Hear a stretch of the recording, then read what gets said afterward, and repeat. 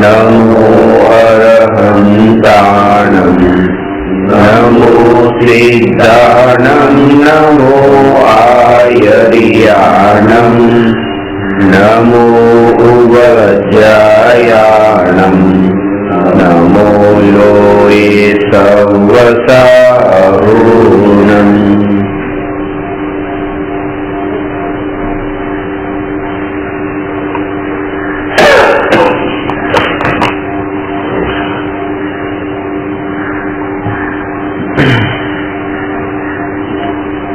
प्रश्न नंबर 245।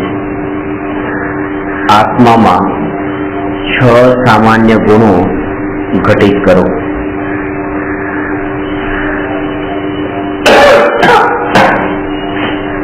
प्रत्येक द्रव्य में मुख्य 2 गुण होय छे, एक सामान्य गुण अने बीजो विशेष गुण। सामान्य गुण नो अर्थ ए छे कि जे गुण समस्त द्रव्य में होय ए सामान्य गुण, अने जे गुण समस्त द्रव्य में न होय ए विशेष गुण। समस्त द्रव्य में न होय एनो अर्थ एम नथी के कोई एक में ज होय। जेम के ज्ञान गुण है तो ये ज्ञान गुण जीव द्रव्य में है। बाकीना 5 द्रव्य उद्गल, धर्मास्तिकाय, अधर्मास्तिकाय, आकाश ने काल एमां ज्ञान गुण नथी। એટલે જ્ઞાન ગુણ જીવ દ્રવ્યનો વિશેષ ગુણ છે, પણ એ તો એક જ દ્રવ્યમાં છે તે વિશેષ કીધો એમ નથી, પણ 6 દ્રવ્યમાં નથી એટલે એને વિશેષ કીધો છે એમ એનો અર્થ સમજવા। કારણ કે કોઈ ગુણ એવા છે કે જે એક દ્રવ્ય સિવાય 2 દ્રવ્યમાં પણ હોય અને 6 માં ન હોય તો પણ એ ગુણને દ્રવ્યનો વિશેષ ગુણ જ કહેવાય। પ્રશ્ન શું છે? सामान्य 6 सामान्य गुण घटित करो। तो ये जे क्रियावती गुण है, क्रियावती गुण जीव में पण छे अने पुद्गल में पण छे, पण क्रियावती गुण धर्म, अधर्म, आकाश अने काल में नथी। एटला माटे क्रियावती गुण ए जीवनो विशेष गुण है। भले पुद्गल में होय पण तोय जीवनो विशेष है, कारण के 6 में नथी। ए रीते बधा द्रव्यना गुणों जे द्रव्य में भले 5 द्रव्य में पण होय। जेम के आत्मा अरूपी है, अरूपीपणु जे छे विशेष है। आम जोईए तो ए जीव, पुद्गल, जीव, धर्म, अधर्म, आकाश ने काल ए जे 5 द्रव्य है पुद्गल सिवायना, ए 5 द्रव्य अरूपी है। એટલે 5 દ્રવ્યો અરૂપી હોવાથી એ વિશેષપણું છે એમાં। 5ની અપેક્ષાએ તો એ સામાન્યપણું છે, 5ની અપેક્ષાએ। પણ 6 દ્રવ્યની જ્યારે વાત કરે ત્યારે એ દ્રવ્યની અપેક્ષાએ આ અરૂપીપણું પણ વિશેષ છે। અહીંયા સામાન્ય ગુણની વાત કરે છે કે સામાન્ય ગુણ છે આમ અનેક પ્રકારના છે, પણ મુખ્ય 6 છે। એમાં અસ્તિત્વ, વસ્તુત્વ, द्रव्यत्व, प्रमेयत्व, अगुरुलघुत्व અને પ્રદેશત્વ આ 6 સામાન્ય ગુણ છે। એ 6 સામાન્ય ગુણને અહીંયા આત્મા પર ઘટિત કરવાના છે। જો કે સામાન્ય ગુણ છે એટલે એ 6 દ્રવ્યમાં ઘટિત થઈ શકે છે, કારણ કે 6 દ્રવ્યમાં હોય છે અને એટલે જ એને સામાન્ય ગુણ કહ્યા છે। પણ આપણું પ્રયોજન आत्मानी उपलब्धि करवानो छे अने आत्मानी महिमा लाववानो छे। एटला माटे आत्मानी महिमा जागृत थाय एटला माटे अहींया ए 6 सामान्य गुणोने आत्मामां ज घटित कर्या छे, बाकी 5 द्रव्यमां नहीं। कारण के 2 द्रव्य मुख्य छे 6 द्रव्यमां, जीव अने पुद्गल। बाकीना 4 द्रव्य ए निमित्तनी मुख्यताथी द्रव्य कया छे। एटले के जे जीव अने पुद्गलनी डेफिनेशन जे छे ए परिभाषामां निमित्त शब्द नथी आवतो। जेम के जेमां ज्ञान, दर्शन, सुख, वीर्य वगैरे गुणो होय तेने जीव द्रव्य कहे छे। आमां क्यांय निमित्त शब्द न आवे। जेमां स्पर्श, रस, गंध, वर्ण होय તેને પૂતગલ દ્રવ્ય કહે છે, એમાં નિમિત્ત શબ્દ નહીં આવ્યો. પણ જે જીવ અને પૂતગલને ગતિ કરવામાં નિમિત્ત બને તે ધર્મ, જીવ અને પૂતગલ ગતિ કરતા હોય એને રોકવામાં નિમિત્ત બને એ અધર્મ, જીવાદી 5 દ્રવ્યોને રહેવા માટે જે સ્થાન આપે એ સ્થાન આપે એટલે રહેવામાં નિમિત્ત બને એ આકાશ દ્રવ્ય, અને જીવાદી દ્રવ્યોના પરિણમનમાં નિમિત્ત બને એ કાળ. એટલે 4 દ્રવ્ય છે એ નિમિત્તની મુખ્યતાથી દ્રવ્ય છે, અને આ 2 દ્રવ્ય એ મુખ્ય દ્રવ્ય છે જીવને. કારણ એમાં પણ જીવ મુખ્ય છે, કારણ કે જે મોહ રાગ અને દ્વેષના ભાવ ઉત્પન્ન થાય છે, સંસાર પરિભ્રમણ થાય છે, અને સંસાર પરિભ્રમણથી મુક્તિ પણ થાય છે, એ જીવ દ્રવ્યની થાય છે, બાકીના 5ને નહીં. એટલે રાગ દ્વેષ જીવને થાય છે, એટલે જીવનું સ્વરૂપ તો સમજવું જરૂરી છે, અને પૂતગલના નિમિત્તે થાય છે, એટલે પૂતગલનું સ્વરૂપ પણ સમજવું જરૂરી છે. ધર્માસ્તિકાય અધર્માસ્તિકાય આકાશ કાળને તો રાગ દ્વેષ થતા પણ નથી, અને એના નિમિત્તે પણ રાગ દ્વેષ થતા નથી. એટલા માટે એને મુખ્ય દ્રવ્યમાં નથી લીધા, મુખ્ય દ્રવ્ય જીવને પૂતગલ. અને એમાં પણ કે પૂતગલ જે છે એ પણ પર દ્રવ્ય છે, એટલે એના ઉપરથી પણ દ્રષ્ટિ હટાવવી યોગ્ય છે. એટલે અહીંયા આત્માને જ મુખ્ય રાખીને 6 સામાન્ય ગુણ આત્મા દ્રવ્ય ઉપર ઘટિત, જીવ દ્રવ્ય પર ઘટિત થયા છે. એમાં પહેલો ગુણ છે અસ્તિત્વ ગુણ. પેલા હું એ બતાવું 6 સામાન્ય ગુણની પરિભાષા. અસ્તિત્વ ગુણ કોને કહેવાય? કે જે શક્તિના કારણે દ્રવ્યનો કદી નાશ ન થાય તે શક્તિને અસ્તિત્વ ગુણ કહે છે. શક્તિના કારણે દ્રવ્યનો કદી નાશ ન થાય. હવે શક્તિના કારણે દ્રવ્યનો નાશ, કોઈ પણ વસ્તુ છે, આ પૂતગલ વસ્તુ છે. હવે અત્યારે આ જે સ્કંદ છે અહીંથી આ પડી તૂટી જાય, ટુકડા થઈ જાય, આ બળી જાય તો રાખ થઈ જાય. આ પૂતગલ ટુકડા પણ થઈ જાય, રાખ પણ થઈ જાય, ને પછી એ બળીને એ વાયુ રૂપે પણ થઈને એ બીજી પર્યાય રૂપે પરિણમી જાય. પણ આ પૂતગલના જે પરમાણુઓ છે એ પરમાણુઓની સત્તાનો નાશ નહીં થાય. એ ગ્લાસમાંથી ભલે ટુકડા થયા પણ કાચ તો રહ્યો. અહીંયા કહે છે કાચ પણ એક પર્યાય છે, એ કાચ પણ પલટાઈ જશે અને કોઈ બીજા રૂપે થઈ જશે. પણ પૂતગલ પરમાણુ જે છે, પૂતગલ, એ પૂતગલની સત્તા તો નિરંતર રહેવાની છે. એટલે કે કોઈ પણ પૂતગલ એક સરખું રહેતું નથી, એ પણ નિરંતર પરિણમનશીલ છે. જેમ એમ કે તમે પૈસા જો ઇન્વેસ્ટ કરવા હોય તો કપડામાં અને આ બધામાં નહીં કરો, કારણ કે કપડા તો 2 વર્ષે 5 વર્ષે જૂના થઈ જાય, પલટાઈ જાય, એવાના એવા ક્યાં રહી છે. પણ કરવું હોય તો સોનામાં, ચાંદીમાં એમાં કરો. એટલે સોનું ક્યારે સોનું જ રહે. એ કાદવમાં જાય, કીચડમાં જાય, માટીમાં જાય તો પણ એને રિફાઇન કરીને પણ સોનું હંમેશા સોનું જ રહે. પણ એવું નથી, સોનું રહેતું નથી. એ સોનું પણ પલટાઈ જાય છે, સોનું પણ રાખ થાય છે, સોનું પણ માટી થાય છે, સોનું પણ પાણી થાય છે, સોનું પણ દૂધ થાય છે, સોનું પણ કપડા થાય છે, સોનું પણ હવા થાય છે, સોનું પણ પંખો ને ખુરશી ને ટેબલ બધું થાય છે. એ જ પરમાણુ સોનાના પરિણમીને કાળાંતરે, કારણ કે એવું રહે જ નહીં. એ પર્યાય છે ને, સોનું પણ પોતે એક પર્યાય છે, અવસ્થા છે, પૂતગલની અવસ્થા છે. હીરા એ હીરા પૂતગલની અવસ્થા છે. એ હીરાના હીરા નથી રહેતા, કારણ કે જો હીરા છે એ ખાણમાંથી ઉત્પન્ન થાય, એ નીકળ્યા, એને પછી એવી રીતે ઘસીને એને પ્યોર કર્યા, અને પછી એક ચોખ્ખા થયા, હવે એ હીરો થયો. પછી બીજો હીરો, ત્રીજો હીરો, એવા નવા હીરા ખાણમાંથી નીકળતા જાય છે. અને પેલાના હીરા જો હીરા જ રહે તો એક સમય એવું આવે કે દુનિયા આખી હીરાથી ભરાઈ જાય, કારણ કે નવા આવે છે એ વાત તો પાકી છે. તો પછી પેલાના હીરા જો એવા જ રહેતા હોય તો હીરાથી જ ભરાઈ જાય.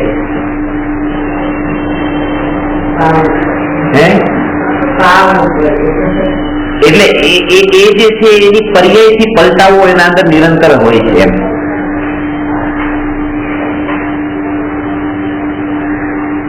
પર્યાયનો પરિણામ એનું લોંગ ડ્યુરેશનમાં પલટાતું હોય છે, એટલા માટે આપણને ખ્યાલ નથી આવતો કે આ પલટાય છે. ઇન્સ્ટન્ટ અને કોન્ટ્રાસ્ટ આ બે વર્ડ, તાત્કાલિક અને વિરોધાત્મક જે પરિણમન છે એ તો અજ્ઞાનીના જ્ઞાનના પકડમાં આવે છે, પણ જે લાંબા સમયનું અને ધીરે ધીરે થતું જે પરિણમન છે પકડમાં નથી આવતું. જેમ કે લોટ છે, એ લોટને તવી ઉપર મૂક્યો એટલે રોટલી બનાવીને કાચામાંથી 5 મિનિટ માટે ગરમ થઈ ગઈ. તો એ જે છે ને આમ સફેદ રંગ આપણે કહો, ઘઉંનો વણકો, અને એમાંથી પછી કાળો થયો, બળી ગયા કે કાળો થયો, તો સફેદ થી કાળો આખો કોન્ટ્રાસ્ટ છે ને. કોન્ટ્રાસ્ટ ચેન્જીસ છે એ આપણને પકડમાં આવી જાય છે. પણ આ વસ્તુમાં પણ જે ચેન્જીસ કાલે હતું એનાથી આજે થયું છે કઈ, પણ એમાં એવો કોન્ટ્રાસ્ટ નથી આવ્યો. આ કાળું હતું તો થોડુંક લાઇટ કાળું થયું છે, પણ સફેદ નથી થઈ ગયું, એટલા માટે પકડમાં નથી આવતું. અહીંયા એ બતાવે છે કે દરેક દ્રવ્યમાં ટકી રહેવાનો ગુણ છે, એમાં એવી શક્તિ છે કે ટકીને રહે, એ વસ્તુ નાશ નહીં પામે. મહાવીર ભગવાન હતા ત્યારે જે મહાવીર ભગવાનનો આત્મા તો નિત્ય, પણ મહાવીર ભગવાનનું જે શરીર હતું, શરીરના પરમાણુ, એ શરીરના પરમાણુ પણ આજે આ જગતમાં ક્યાંક ને ક્યાંક તો છે, એ નાશ ક્યાં પામ્યા છે. એટલે જયારે એમ કહે છે કે આ દેહ તો વિનાશી છે, આત્મા અવિનાશી છે, તો આ સિદ્ધાંતમાં પછી આત્મા પણ અવિનાશી છે ને દેહ પણ અવિનાશી છે દ્રવ્ય દ્રષ્ટિએ, અને આત્મા પણ વિનાશી છે અને દેહ પણ વિનાશી છે પર્યાય દ્રષ્ટિએ. એટલે આ સામાન્ય સિદ્ધાંત સમજવો જોઈએ. જો સિદ્ધાંત સમજ્યા હોય ને તો આવી માન્યતા ન થઈ જાય કે દેહ મરે છે, હું નથી મરતો. અરે દેહ પણ નથી મરતો. આ પૂતગલની અસ્તિત્વ ગુણનો અર્થ એ છે કે દરેક દ્રવ્યમાં વસ્તુને ટકાવીને રાખે એવો એક અસ્તિત્વ નામનો ગુણ છે. વસ્તુત્વ ગુણનો અર્થ એ છે કે જે શક્તિના કારણે દ્રવ્યમાં અર્થ ક્રિયા થાય, એટલે પ્રયોજનભૂત ક્રિયા થાય. પ્રયોજનભૂત ક્રિયાનો અર્થ કે એ કાર્ય જો દ્રવ્ય ન કરે તો દ્રવ્ય દ્રવ્ય જ ન રહે, એને પછી એ દ્રવ્ય ન કહેવાય. જેમ કે માટલાનું કાર્ય છે જલ ધારણ કરવું, હવે જો માટલામાં પાણી ન રહે તો પછી માટલું ન કહેવાય. તો એ જ રીતે કે આત્માનું પ્રયોજનભૂત કાર્ય છે જાણવું. તો જાણવું જો આત્મા જાણે નહીં તો એને આત્મા ન કહેવાય. પૂતગલનું કાર્ય છે પોતાના સ્પર્શ ગંધ વર્ણ રૂપે પરિણમવું, એ ન કરે તો એ પૂતગલ ન કહેવાય. એટલે પ્રત્યેક દ્રવ્ય પોતાના પ્રયોજનભૂત કાર્ય રૂપે પરિણમે છે, કાર્ય કરે છે. કેમ કરે છે? એ કામ અટકતું કેમ નથી એનું? કારણ કે દરેક દ્રવ્યમાં વસ્તુત્વ નામનો ગુણ છે, ઓલવેઝ એક્ટિવ છે. પ્રયોજન પોતાનું દ્રવ્યના સ્વભાવરૂપ ક્રિયા, એના સ્વભાવનું કાર્ય કરતું રહે છે અને સ્વભાવને ક્યારેય છોડતું નથી. ભલે નિગોડનો જીવ પણ જાણવાનું કાર્ય તો કરે જ છે, એ જાણવાનું કાર્ય પણ છોડતો નથી. અહીંયા એ ભેદ નથી લેવાનો જ્ઞેય વાળો કે કયા જ્ઞેયને જાણે છે, કેટલાને જાણે છે. અહીંયા તો માત્ર જાણે છે. દ્રવ્યત્વ ગુણનો અર્થ છે કે જે શક્તિના કારણે દ્રવ્યની અવસ્થા નિરંતર પલટાતી રહે, એવું ને એવું ન રહે અવસ્થાથી. એટલે કે એક આમાં જે પરિણમન થઈ રહ્યું છે નિરંતર થઈ રહ્યું છે, અને આ દ્રવ્યત્વ ગુણના કારણે જ આ હીરો નથી રહેતો, સોનું નથી રહેતું, એ અપેક્ષા કે એમાં દ્રવ્યત્વ ગુણ છે એટલે ચેન્જીસ ઓલવેઝ ચાલુ છે. કે કપડા મારે પહેરવા નથી, 2 વર્ષ સુધી પહેરાની તિજોરીમાં પેક કરીને મૂકી દીધા તો કે બસ હવે એ જૂના નહીં થાય, એવું નથી. પહેરી લીધા તો જૂના થઈ ગયા, ના રાખવા છે. નવા છે ને આ નથી વાપરવા, તો કે 2 વર્ષ પછી તિજોરીમાંથી કાઢ્યા તો એક પરમાણુઓનું 2 વર્ષ જૂનું પરિણમન થયું જ છે. 12 હોત તો પણ 2 વર્ષ જૂના થાત ને અંદર પણ કે 2 વર્ષ જૂના છે. એ પોતે પરિણમે છે, ચેન્જીસ, બદલાવ. સખીને એવું કે દ્રવ્ય તો ગુણના કારણે દ્રવ્યની અવસ્થા નિરંતર પરિણમતી રહે છે, એ એનું દ્રવ્ય તો ગુણ છે. એટલે કે આ પરિણમન એ દ્રવ્યનો પોતાનો સ્વભાવ છે, એનો સ્વભાવ જ છે. તમારા પરિણામ પહેલા બહુ જ સારા હતા, પણ અમારા નથી એટલા સારા, પલટાઈ ગયા, અને આ જાણીને મને દુઃખ થયું. એમાં દુઃખ થવાનું એ છે કારણ કે દ્રવ્ય તો ગુણ જાણ્યો નથી. જો હું એ જાણતો હોઉં કે ભાઈ દ્રવ્યની અવસ્થા તો નિરંતર પલટાતી રહે, એકની એક ન રહે, એનું નામ તો દ્રવ્ય તો ગુણ છે. એકની એક રહી જ ન શકે. વસ્તુનો સ્વભાવ છે એવો, વસ્તુનો સ્વભાવ છે કે એ અવસ્થાથી નિરંતર પલટાતી જ રહે, તો એ દ્રવ્ય ગુણ છે. પ્રમેય ગુણનો અર્થ એ છે કે જે શક્તિના કારણે દ્રવ્ય કોઈને કોઈ જ્ઞાનનો જ્ઞેય બને. એટલે કે દ્રવ્ય જ્ઞાનનો જ્ઞેય બને. આ વસ્તુ ને મેં પણ જાણી, તમે પણ જાણી. તમે જાણી કોના કારણે? તમારામાં જ્ઞાન છે. મેં જાણી કારણ કે મારામાં જ્ઞાન છે. મળતું છે એનામાં જ્ઞાન નથી, ત્યાં જ્ઞાન સ્વભાવી આત્મા નથી એટલે એને ન જાણી. તો જાણનાર એને જાણે છે એ તો જ્ઞાન ગુણથી, પણ એ વસ્તુ મારા જ્ઞાનમાં જણાય છે એનામાં પણ એક એવી શક્તિ છે કે મારા જ્ઞાનમાં આવી છે. એ શક્તિનું નામ પ્રમેયત્વ ગુણ છે. એટલે જાણવાની શક્તિ અને જણાવવાની શક્તિ, આ બે શક્તિ જોઈએ ત્યારે એક જાણવાનું ક્રિયા સક્સેસ થાય છે. હું જાણવા તૈયાર હું જાણવા તૈયાર પણ એ જણાવવા તૈયાર ન હોય તો બંનેની સંમતિ જોઈએ ને. લગ્નના ફેરામાં એ પતિ પત્ની બંનેને પૂછવામાં આવે કે તેનું કબૂલ છે, કબૂલ છે. એમ નહીં કે એકને કબૂલ બીજાને કબૂલ ન હોય તો ચાલે, લગ્ન ન થાય. તો અહીંયા એ જાણવા વાળો આને પણ કબૂલ હોવું જોઈએ કે જાણવું છે કે હા કે મારામાં જ્ઞાન શક્તિ છે, અને આ કે મારામાં શક્તિ જ નથી, હું નહીં જણાવી શકું, તો જાણવું કામ જ ન થાય. એ પણ કહે છે કે મારામાં પરમેશ્વર ગુણ છે. ઇંગ્લિશમાં જે બે વોઇસ છે, એક્ટિવ વોઇસ ને પેસિવ વોઇસ. એક્ટિવ વોઇસ નો હું જાણું છું અને એ જણાય છે પેસિવ વોઇસમાં.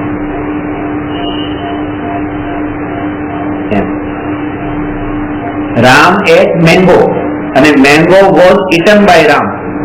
તો જેમાં mango was eaten by Ram માં મેંગો સબ્જેક્ટ થઈ ગયું અને રામ એટ મેંગો માં રામ સબ્જેક્ટ હતા, બદલાઈ ગયું. એવી રીતે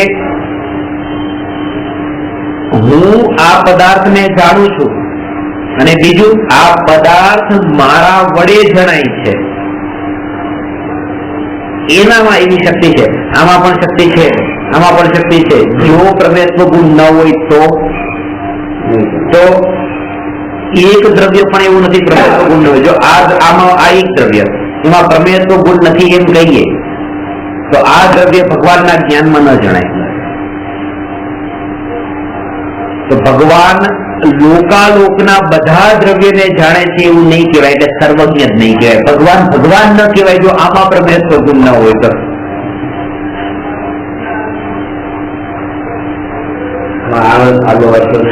તો એની પણ યોગ્યતા છે આ જ્ઞાનમાં જણાવવા માટેની.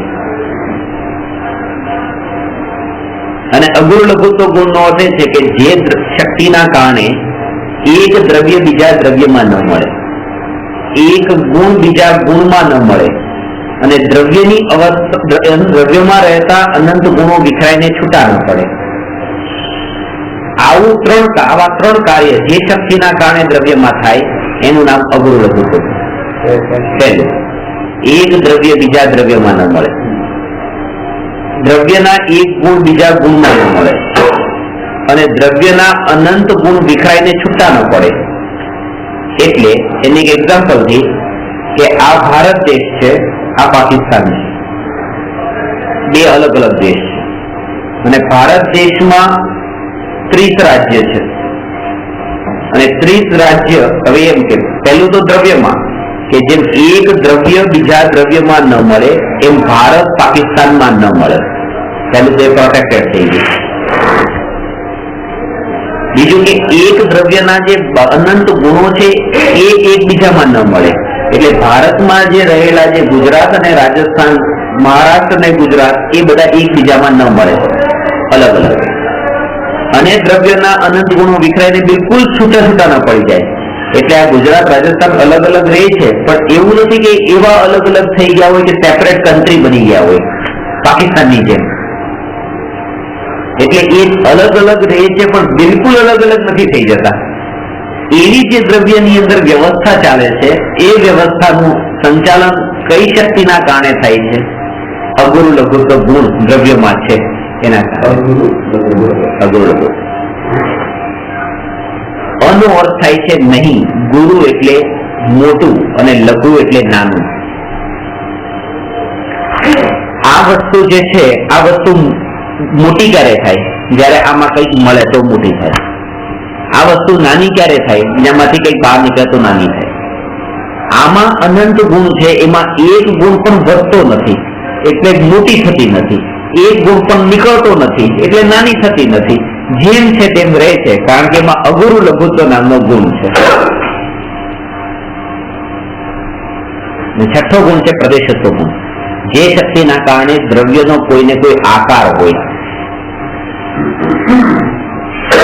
કોઈ પણ દ્રવ્ય નિરાકાર નથી, આકાર વિનાનું નથી. કાળનો આકાર દરેક જો દરેકે દરેક પ્રદેશ પર એક કાળાનું પણ જેમ રત્ન મઢેલા હોય ને એવી રીતે રત્નની જેમ એક ગોઠવાયેલા છે. અને જેનો આકાર તમને ન જણાતો હોય, આના ઉપરથી પહેલી વસ્તુ તો એ અલોક આકાશ છે, એ પણ એક દ્રવ્ય છે. તો એ તો અનંત છે, અનંત ઘણું મોટું છે. એનો આકાર કેવો? જે આકાર કેવો એ તો પછીની વાત છે. પેલા તો આ સામાન્ય ગુણ જયારે કહ્યો છે ત્યારે એક તો વાત પાકી આટલી થઈ ગઈ કે એમાં આકાર છે. કાળાનું એ ફિઝિકલ દ્રવ્ય છે. આજે સવાર બપોર ને સાંજે કાળાનું નથી, એ કાળ દ્રવ્ય નથી, એ તો વ્યવહાર કાળ છે, એ તો મેઝરમેન્ટ છે. એ કોઈ કાળનું કામ છે પરિવર્તન. હા, પરિણમન થવામાં નિમિત્ત બને. નિમિત્ત એ પોતે સ્થિર છે, પોતે સ્થિર છે એટલે પોતે મુવમેન્ટ એમાં પણ પરિણમન છે. જેમ કુંભારનો ચાક ફરતો હોય, એ ચાકને ફરવામાં લોખંડની ખીલી છે એ ત્યાં છે અને ચાક ફરે છે, એ પરિણમનમાં નિમિત્ત બને છે. એવી રીતે કાલાણુ જે છે એ જીવાદી દ્રવ્યોના પરિણમનમાં પોતે નિમિત્ત બને છે. એ નથિંગ ઇઝ શેપલેસ. આ 6 સામાન્ય ગુણ આત્મામાં ઘટિત કરવાના છે. આ તો જસ્ટ ખાલી ડેફિનેશન બતાવી. હવે ખરો ટોપિક શરૂ થાય છે. મોટા મોટા મહારથીઓ ખરા ટોપિકમાં જ આવતા હોય.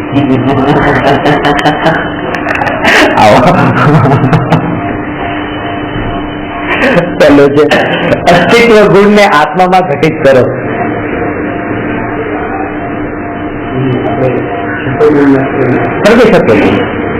આકાર, દરેક દ્રવ્યને આકાર હોય છે. એમાં હું વિશેષ પછી એક એક દ્રવ્યનું બતાવું ત્યારે વધારે ખબર પડશે. અને ટોપિક બહુ મહત્વનો છે કે આત્મામાં અનંત શક્તિ છે. હું આત્મા અનંત શક્તિ વાળો છું, અનંત શક્તિશાળી છું. અને મારી અનંત શક્તિ, હું જયારે મારી બોલું એટલે મારી નથી કહેતો, તમારે સમજવું મારી એમ. કારણ કે નહીં તો તમને એમ થાય કે પોતાના ગુણગાન ખાવા બેસી ગયા એવું બતાય. પોતાના વખાણ કરે છે, હું અનંત શક્તિ વાળો છું. એટલે તમે પોતાના માટે સમજજો કે હું અનંત શક્તિ વાળો છું હું ભગવાન આત્મા અનંત શક્તિશાળી છું. એ અનંત શક્તિ મારામાં કેવી છે એનો હું તમને એક નમૂનો બતાવું.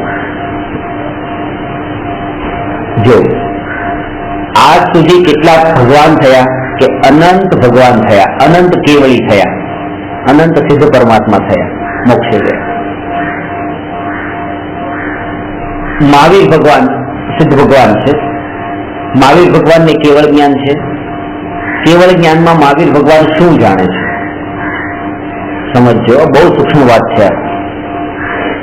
મહાવીર ભગવાન કેવળ જ્ઞાનમાં શું જાણે છે કે લોકાલોકને જાણે છે, અને લોકાલોકના ભૂત, વર્તમાન ને ભવિષ્ય ત્રણેય કાળનું જાણે છે. કેટલા સમયની પર્યાયમાં જાણે છે? એક સમયની પર્યાયમાં જાણે છે. એક જ સમયની પર્યાયમાં આખું લોકાલોક કે ત્રણેય કાળનું બધું મહાવીર ભગવાન જાણે. બીજા સમયની પર્યાયમાં પણ મહાવીર ભગવાન લોકાલોકને જાણે છે. ત્રીજા સમયની પર્યાયમાં પણ મહાવીર ભગવાન લોકાલોકને જાણે છે. આવી રીતે અનંત પર્યાયમાં મહાવીર ભગવાન લોકાલોકને જાણે છે. આ એક મહાવીર ભગવાન. હવે પાર્શનાથ ભગવાન, તો પાર્શનાથ ભગવાન પણ એક સમયની પર્યાયમાં લોકાલોકને જાણે છે. પાર્શનાથ ભગવાનની પણ બીજી પર્યાયમાં પણ લોકાલોકને જાણે, ત્રીજી પર્યાયમાં પણ લોકાલોકને જાણે. એવી પાર્શનાથ ભગવાનની કેવળ જ્ઞાનની અનંત પર્યાય, એક પર્યાયમાં આખું લોકાલોક જણાય એવી અનંત પર્યાય. આવી રીતે ત્રીજા, ચોથા, પાંચમા એમ અનંત કેવળીના જ્ઞાનની, અનંત કેવળીના જ્ઞાનની અનંતાનંત પર્યાય, જે અનંતાનંત દ્રવ્યોને જાણવા વાળી અવસ્થા. હવે જે એક પર્યાય છે આદિનાથ ભગવાનની એક સમયની કેવળ જ્ઞાનની પર્યાય, એક સમયની કેવળ જ્ઞાનની પર્યાયમાં મહાવીર ભગવાનની કેવળ જ્ઞાનની અનંત પર્યાય જણાય. મહાવીર ભગવાનની કેવળ જ્ઞાનની અનંતાનંત પર્યાય ત્રણેય કાળની જણાય. પછી મહાવીર ભગવાન, આદિનાથ ભગવાનના કેવળ જ્ઞાનની એ જ પર્યાયમાં પાર્શનાથ ભગવાનની પણ અનંતાનંદ પર્યાય જણાય. અનંતાનંદ પર્યાય જણાય ને અનંતાનંદ પર્યાયમાં જણાવવા વાળું બધું જ જણાય પાછું. તો એમ એક સમયની પર્યાયમાં અનંત કેવળ જ્ઞાનીઓની અનંતાનંત કેવળ જ્ઞાનની પર્યાય અને એ બધી પર્યાયોમાં જણાતા લોકાલોક, આ બધું જ એક સમયની પર્યાયમાં જણાય. અને આવી એક સમયની પર્યાય ઉત્પન્ન થઈ અને વ્યય થઈ, ઉત્પન્ન થઈ અને વ્યય થઈ, ઉત્પન્ન થઈને વ્યય થઈ, તેમ છતાં પણ દ્રવ્ય એવું નું એવું રહ્યું ટકીને. એ ના ઉત્પન્ન થયું ને ન વ્યય થયું, એવું જે દ્રવ્ય છે એ હું છું. એવી જેને મહિમા આવે એ આ કાદવ કીચડમાંથી બહાર નીકળે. ટકીને બદલે દ્રવ્ય તમારું ધ્યાન નથી. હું કઈ વાત કહું છું તો વાત સમજે. વાત એ ચાલે છે, બદલાવાની વાત નથી. અહીંયા તો એ છે કે શક્તિ મારામાં કેટલી છે કે એક સમયની પર્યાયમાં આવી શક્તિ. એમ એક છોકરો છે, એક છોકરો પોતાનો પુત્ર, એ પુત્ર આટલો તાકાત વાળો છે, બીજો પુત્ર આટલો તાકાત વાળો છે, ત્રીજો પુત્ર આટલો તાકાત વાળો છે, તો એ પુત્રને જન્મ આપવા વાળો પિતાની શક્તિ કેટલી? એમ કે આ એક પર્યાય આટલી શક્તિશાળી છે કે આખા લોકાલોકને જાણે, બીજી પર્યાય આવી શક્તિશાળી, આવી અનંત પર્યાયોને જન્મ આપનારો. અને એવું નહીં પાછું કે અહીંયા તો 5 પુત્રને જન્મ આપીને પછી બાપ ગરડો થઈ ગયો હોય. અહીંયા તો અનંત પર્યાયને જન્મ આપીને દ્રવ્ય એવું નું એવું રહે. એ દ્રવ્યની મહિમા અહીંયા બતાવે છે. એ શક્તિ કેવળ જ્ઞાન થયા પછી આવે નહીં, પછી પ્રગટે, અંદર ભરેલી પડી છે અને એ શક્તિને ભૂલી ગયા છે.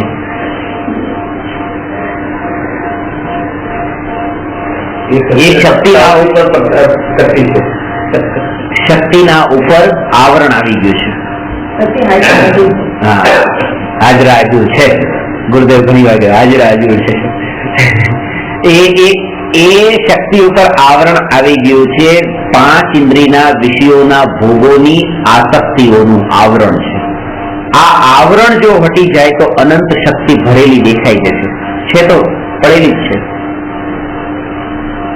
જે સૂર્યની આડા વાદળાઓ આવી જાય, સૂર્યનો પ્રકાશ ઢંકાયો અને આપણે એમ કહીએ કે આજે સૂરજ નથી, તો એમ નથી. સૂરજ છે એની પાછળ બિલકુલ પ્રગટ છે. આ આસક્તિઓની પાછળ અનંત શક્તિ પ્રગટ છે. એ આસક્તિઓના આવરણ વચ્ચે આ શક્તિ તિરોભૂત થઈ ગઈ છે, ઢંકાઈ ગઈ છે.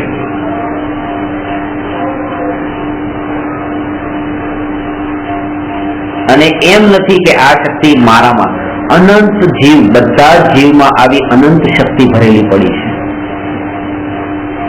અહીંયા એ જ વાતને, એની જ મહિમા બતાવવા માટે પહેલો ગુણ, અસ્તિત્વ ગુણ આત્મામાં ઘટિત કર્યો કે આત્મા કદી મરતો નથી. કેમ નથી મરતો? તો એનું કારણ છે કે અસ્તિત્વ ગુણ છે. અસ્તિત્વ ગુણ છે આત્મામાં, એટલે મરતો નથી. એટલે આ અસ્તિત્વ ગુણને સમજવાથી મરણનો ભય ટળી જાય. પહેલી વાત જે આપણે કહેતા હતા કે કોઈનું મરણ તો હોય, આમ નજરની સામે હમણાં છેલ્લા અઠવાડિયામાં કે ઘણા બધા મરણ થઈ ગયા, 8-10 મરણ થયા નજીકમાં. પણ એમ લાગે કે બધાના મરણમાં જાય, હવે આ મરીએ, પણ વૈરાગ્ય નથી આવતો.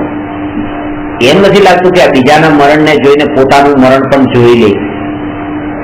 ત્યાં ઊંડે ઊંડે ઊંડે એક માન્યતા એ જ પડેલી છે, મારે હજી વાર છે, મારે હજી વાર છે, આ તો એમનું થયું છે, મારું ક્યાં થયું છે, મારે તો વાર છે. એમ કરીને હજી એક્સેપ્ટ જ નથી કરતા કે મારો પણ આ પળ, મારી આગલી પળ મારી આ હોઈ શકે છે. એ શ્રદ્ધા નથી. એ શ્રદ્ધા નથી, એટલા માટે જ વિષયોને એકઠા કરવા પાછળની દોડ છે. મેં તો દોડ બંધ થઈ ગઈ હોય જો આ શ્રદ્ધા થઈ હોય તો, કે બસ આ મારો પણ વારો છે. વારો નથી લાગતો, વાર લાગે છે.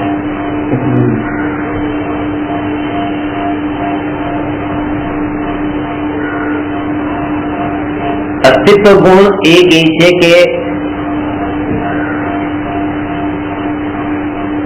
તમારું મરણ જીવવાના લક્ષ્ય થવું જોઈએ અને તમારું જીવન મરવાના લક્ષ્ય જીવવું જોઈએ.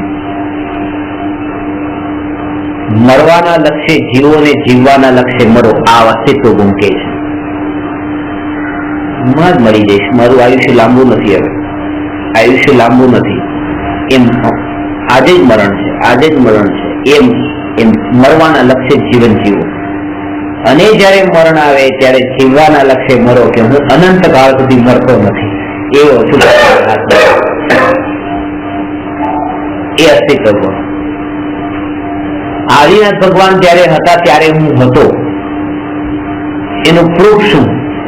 એનું પ્રૂફ અસ્તિત્વ ગુણ, એનું સબૂત અસ્તિત્વ ગુણ છે કે આદિનાથ ભગવાન હતા ત્યારે હું હતો, અસ્તિત્વ ગુણ કે છે. કારણ કે હું ત્રિકાળ છું. મહાવીર ભગવાન હતા ત્યારે પણ હું હતો. આપણે થોડા વહેલા જન્મ્યા કે શ્રેણિક મહારાજા જયારે અહીંયા તીર્થંકર તરીકે જન્મ લે ત્યારે આપણે રહીએ તો હોત તો કેટલું સારું હતું. કે રહેવાના છીએ, આપણે રહેવાના છીએ. અસ્તિત્વ ગુણ ની જેને શ્રદ્ધા હોય કે મારામાં અસ્તિત્વ ગુણ છે તો હું રહેવાનું છું, ત્યારે પણ રહેવાનો છે.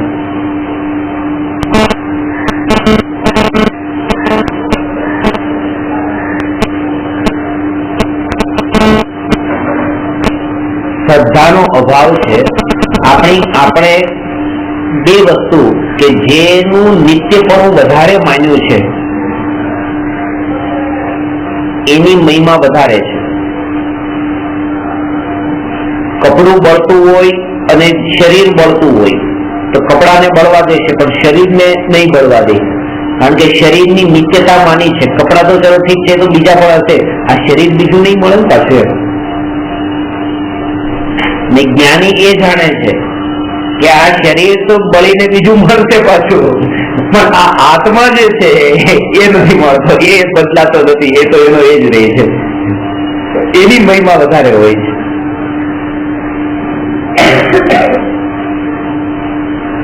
આપણા કોઈ સગાવાલા સંબંધિત નું મરણ થયું અને આપણને દુઃખ થયું એ દુઃખ ન થાય જો આ સમજાવ્યું. કેમ? કારણ કે પપ્પા, પપ્પાના પપ્પા, એના પપ્પા, જે આપણે જેટલે સુધી ઓળખાણ છે બસ, બાકીના નંબરમાં તો આપણને રાગી નથી, દ્વેષી નથી, એનું નામે ખબર નથી કોણ હતા એ. એટલે હું તો ઘણી વખત કહું છું ને કે તમારી 7મી પેઢીનું નામ બોલો, તમે તો નથી ખબર. 7મી પેઢીનું નામ ખબર નથી, અને તમે અત્યારે જે કમાણી કરવા માટે દોડધામ કરો છો 7મી પેઢી માટે કરો છો. એનો મતલબ કે જે તમારું નામ યાદ રાખવા નથી એના માટે તમે આ પાપના પોટલા બાંધો છો.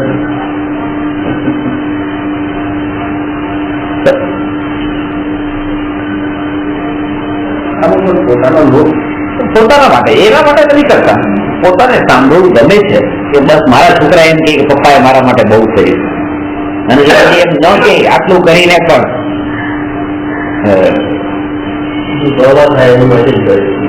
આના કરતા પથરાને જન્મ આપ્યો હતો, પથ્થરને જન્મ આપ્યો હતો સારું હતો. કોઈ દેવ માની તો એને પૂજે, આને ક્યાં જન્મ આપ્યો કેમ કે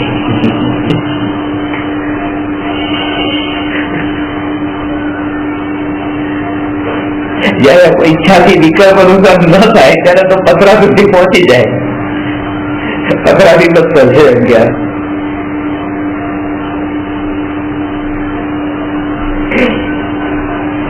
એટલે એ માનો દાદા, પછી જેનું મરણ થયું દાદા દાદી એ કઈ જે સગાવાલા એ અત્યારે અહીંયા નથી, પણ આ લોકમાં ક્યાંક ને ક્યાંક તો છે. એ છે. માનો આપણ બે વસ્તુ છે કે એક કે દીકરો અમેરિકા હોય, આપણને એના અસ્તિત્વનો ભરોસો છે એટલે આપણને એટલું દુઃખ નથી થતું, પણ મરણ થવાનું દુઃખ વધારે થાય છે કારણ કે અસ્તિત્વનો ભરોસો નથી. કે ભલે અહીંયા નથી પણ ત્યાં તો છે જ ને, ત્યાં તો છે ને.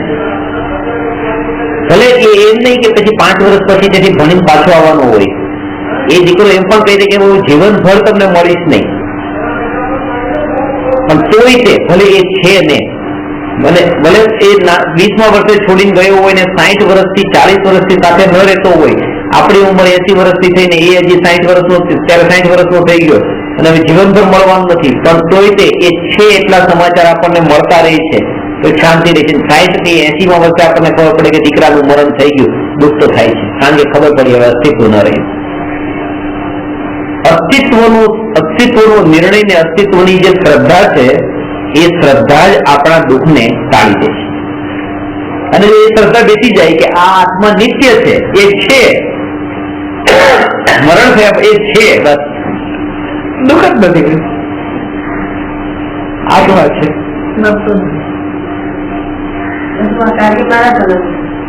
હા, મારા પણ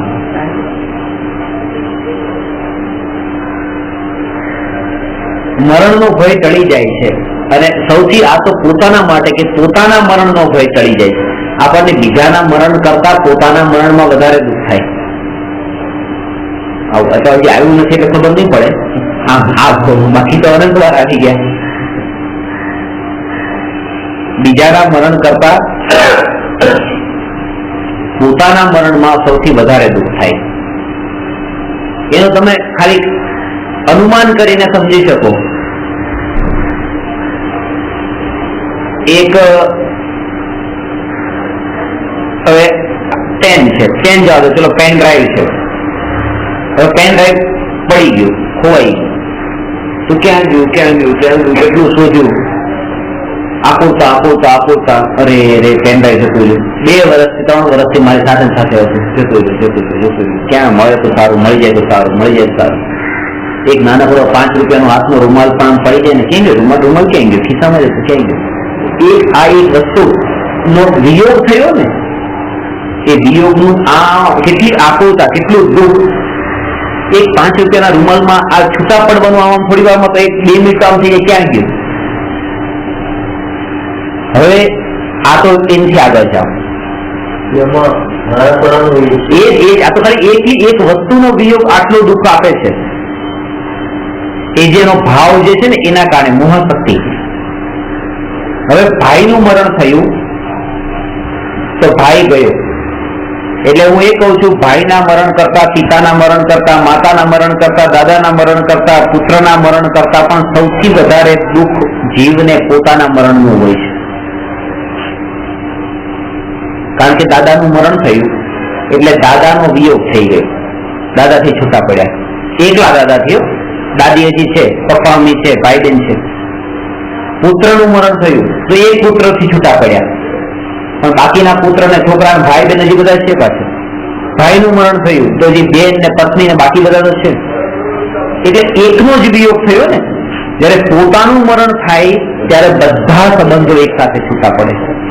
જયારે વિકલ્પના કરો, એક સંબંધ છૂટો પડવાનું, એક ભાઈનું મરણ કે એક બેનનું મરણ કે એક માતાનું મરણ, એક મરણમાં જયારે આટલો દુઃખી રડતો હતો, આટલો આકુરતા વાળો થતો હતો, ત્યારે આ બધાના વિયોગમાં અંદરમાં આત્માના વિરહની એક કલ્પના કરીએ, ખબર પડે કે દુઃખ કેવું હશે. એક 5 રૂપિયાના હાથના રૂમાલને છોડતી વખતે એને આટલી આકુરતા થતી હતી. હવે જિંદગીભર ગધા મજૂરી કરીને 5-10 કરોડ કમાયો, એ જયારે છૂટતા હોય ત્યારે એની કેવી સ્થિતિ હશે એ આત્માની. અને ત્યાં પછી બીજા ભાવમાં પણ એ સંસ્કારો કેવા લઈને જતો હશે. અને એટલા માટે એક બધા પર પદાર્થોથી ભેદ જ્ઞાન કરાવીને આત્માની નિત્યતાનો સ્વીકાર આ ચિત્ત ગુણ કરાવે છે. બસ એ જ હું છું, બાકી બધાને છોડી દો. ગયા પછી બીજા લોકમાં ગયા પછી આ બધું દુઃખ થાય છે. પછી દુઃખ થાય છે એટલે કે સંસ્કારો જે છે ને, એકત્વપણાના, મારાપણાના એ સંસ્કારો લઈને ગયો છે. સંસ્કાર ઉભા થાય એ સંસ્કારો, એ બધી આદતો એની અહીંથી લઈને ગયો છે. તો આવાજ ક્યાં થાય? પહેલા ગયા બોલવા ક્યાં હોય ત્યારે આવાજ તો શું મળે? આભાસ કરવાની જરૂર પણ નથી. પણ હું તમને એમ કહું કે ચાલો પંખો બંધ કરી દો, એસી બંધ કરી દો, તડકામાં બેસી જાઓ, તરત ના, મારાથી આ ન થાય. હવે કમ્ફર્ટનેસ તમને જે જોઈએ છે આવી વૃત્તિ તમારામાં છે, બાકી બધામાં ઓછી છે, કોઈનામાં વધારે છે. તમારામાં આવી વૃત્તિ કેમ છે? કારણ કે ગયા ભાવની ફોરવર્ડ થઈ છે, એ કેરી ફોરવર્ડ થાય છે. કોઈમાં ક્રોધ વધારે છે, કોઈમાં ઓછો છે, કોઈ બિલકુલ સરળ સ્વભાવી છે, કોઈ એટલો માયાચારી છે. આ બધા ક્યાંથી ભાવ આવે છે? એટલે કે ગયા ભાવનું તમને આ ભાવમાં યાદ કઈ ન આવે. આવી શકે પણ અત્યારે આપણે અહીંયા યાદ નથી આવતું. પણ આ જે કઈ પણ આપણી પ્રક્રિયા, ક્રિયાઓ બધી છે, એ જ આપણા ભૂતકાળનું રિફ્લેક્શન છે.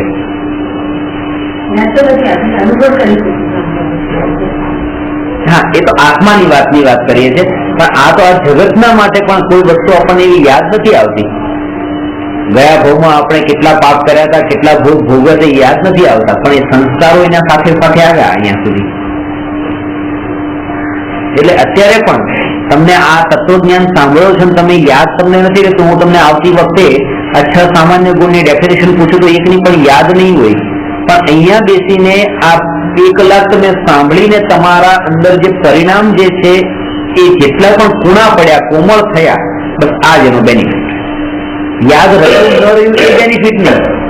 તમે બાય હાર્ટ કરી લીધું, જીવનભર યાદ રાખ્યું, એ બેનિફિટ નહીં. પરિણામ કોમળ પડ્યા અને અંદરમાં એક નિર્ણય થયો કે હવે જો હું 8 કલાક દુકાન પર બેસું છું, હું 7 કલાક બેસીશ ને કલાક તો સ્વાધ્યાય માટે હવે કાઢી દઉં. બસ આ એનું પરિણામ. ભલે યાદ કઈ ન રહ્યું તમે.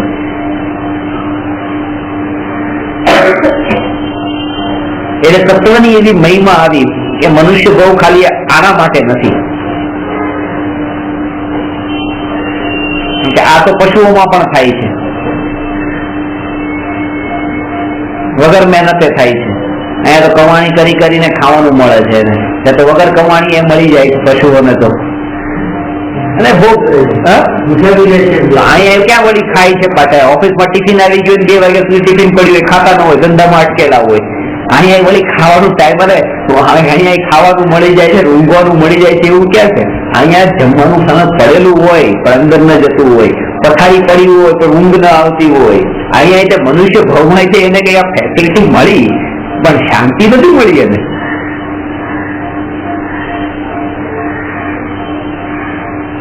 કોઈ તો એટલી હદ સુધી એ સહન નથી કરી શકતો. પછી જયારે આકુરતા ત્યારે જાનવરથી ખરાબ હાલતમાં જાય છે.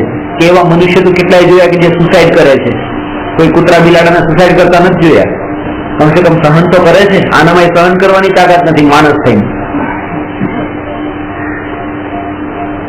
એવું નથી કે એને દુઃખ નથી, દુઃખ તો છે, સહન કરે છે. વ્યક્ત કરવાની તાકાત નથી કરતા. કોને છે ને, વ્યક્ત પણ કરે છે, પંચેન્દ્રિય વ્યક્ત પણ કરે છે. આ બોલે છે, તમે સાંભળો છો, સમજતા નથી એની ભાષા. પંચેન્દ્રિય મનુષ્યનો બહુ વખતથી મળે છે, બહુ મહેનતથી મળે છે. એને છૂટવાનું દુઃખ, એને છૂટવાનું દુઃખ એને હોય જેનું કામ અધૂરું રહી ગયું, જેને એ ભાવને લઈ ગ્રહણ પ્રાપ્ત કરીને કામ કરી લીધું, એને હવે એનું દુઃખ નથી. જેને કામ ચાલુ નથી કર્યું, છોકરા ઉતરા બધું પરણાઈ લીધું, બધું બરાબર છે, તો પછી એને મરવાનું દુઃખ એટલું નથી, પણ પરણ્યા વગરનું અધૂરો રહી ગયું. છોકરાઓ બાકી છે, પરણાવ્યો નથી, મરણ આવે છે, આવ્યું છે. અરે આ જો અમારું કરવાનું કામ અધૂરું રહી ગયું, અમારું કામ. હા, એવી રીતે અધ્યાત્મમાં પણ સમ્યક દર્શન, એ સમ્યક દર્શન એ કરવા જેવું કામ છે. એ દીકરાને લગ્ન કરાવવા જેમ લિસ્ટમાં હોય છે કે ભાઈ આ બધું અમારે ઠેકાણે પાડી દેવું, બધું લીધા વગર છૂટી જાય તો ખરું, પણ એને જો એવું હોય તો એ પામી ગયો હોય પાછો. પણ એને કોઈક જ એવા જીવ હોય કે જેને એટલી ઝંખના પણ હોય અને પામ્યા વગર રહી ગયા હોય, પણ એ નિયમથી પછી આગળ આપવામાં પામશે, ક્યાંથી જોડાય પામશે. પછી ક્યાંથી જોડાય એટલે તમને તો પામી નથી, એ જિજ્ઞાસા બહુ છે, જેનાથી પામી જે છૂટી ગઈ, તો પછી ક્યાંથી જિજ્ઞાસા ના પાછ ત્યાંથી સ્ટાર્ટ થાય. એવું નથી કે પછી એને એકડે એકથી પણ હું કરે સંસ્કાર રહે, કરી દેવો થાય સંસ્કાર. ઉપાદાન ત્યાં સુધી કરે છે. હા, એનું એ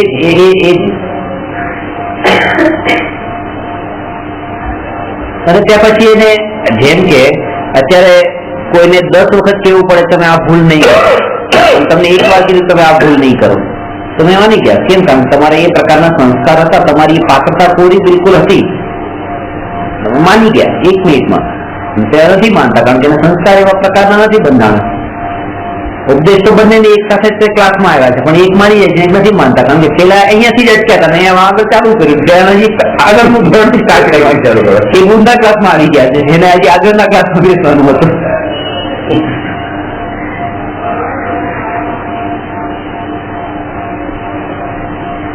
સચિન 240 વર્ષમાં બેસે પછી કોઈ હા એટલે ફરક તો પડે ને. અહીંયા હવે અત્યારે ચાલે છે 240 સમજવામાં તકલીફ તો પડે ને કે પર્યાય થી ફલતા થાય છે, ત્યારે પછી પ્રશ્ન પૂછે પર્યાય એટલે શું, જે પર્યાય ચોખ્ખો ચાલુ શરૂઆતમાં હતો, એટલે ફરક તો પડે. એ જે દુઃખ થાય છે એ પછી એ દુઃખ અસ્તિત્વ ગુણના કારણે દેહને છોડવાનું દુઃખ થાય છે કે સમ્યક દર્શનની પ્રાપ્તિ હજી નથી થઈ એનું દુઃખ છે. અને એને જે એટલું એનું જે દુઃખ જે છે ને એ દુઃખ નો કહેવાય, એને એનો ખેદ સમ્યક દર્શન થતું નથી. ખેદને દુઃખમાં ફરક પડે. હા, પરમાત્મા તો ખેદનું નામ જ હતું, ખેદ કરવું જ નથી. થવો જોઈએ ખેદ. સુપાળદેવ કે છે ભવે ખેદ પ્રાણી દયા, ખેદ તો જોઈએ. આ ભવ ભ્રમણ નો ખેદ તો થવો જોઈએ. એક સ્થિતિ એવી છે પડલો થઈ જતો.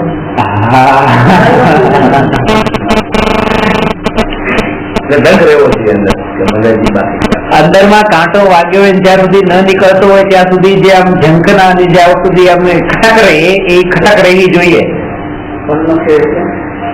આ ખેદ છે, આપણે કામ ચાલુ કર્યું, ચાલુ એટલું કરીએ ફળ નથી આવ્યું, ફળ જોવાનું ફળનો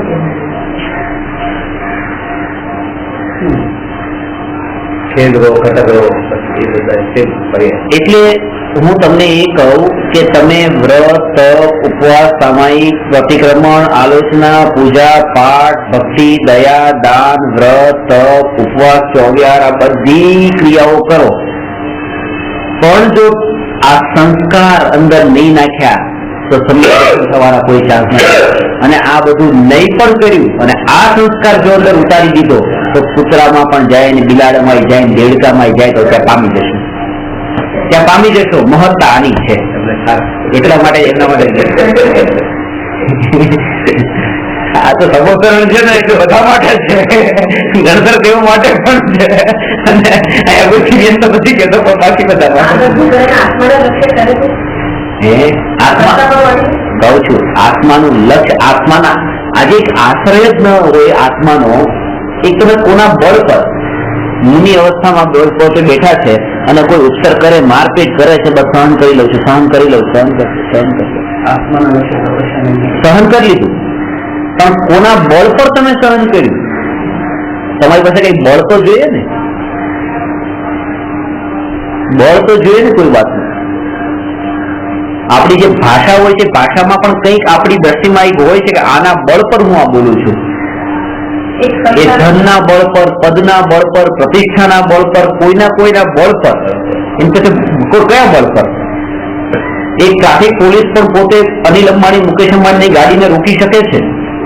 એની પાસે એક બળ છે, બસ આ પોલીસ છે. બસ એના બળ પર અંદરમાં એક છે કે હું આ છું. તો મુનિ જે સહન કરે, એક જગ્યાએ બેસી ગયા, સામે બેસી ગયા, ઉપવાસ કરી લીધા, પણ એ તમે સહન આજકાલ કોના બળ પર સહન કરો છો?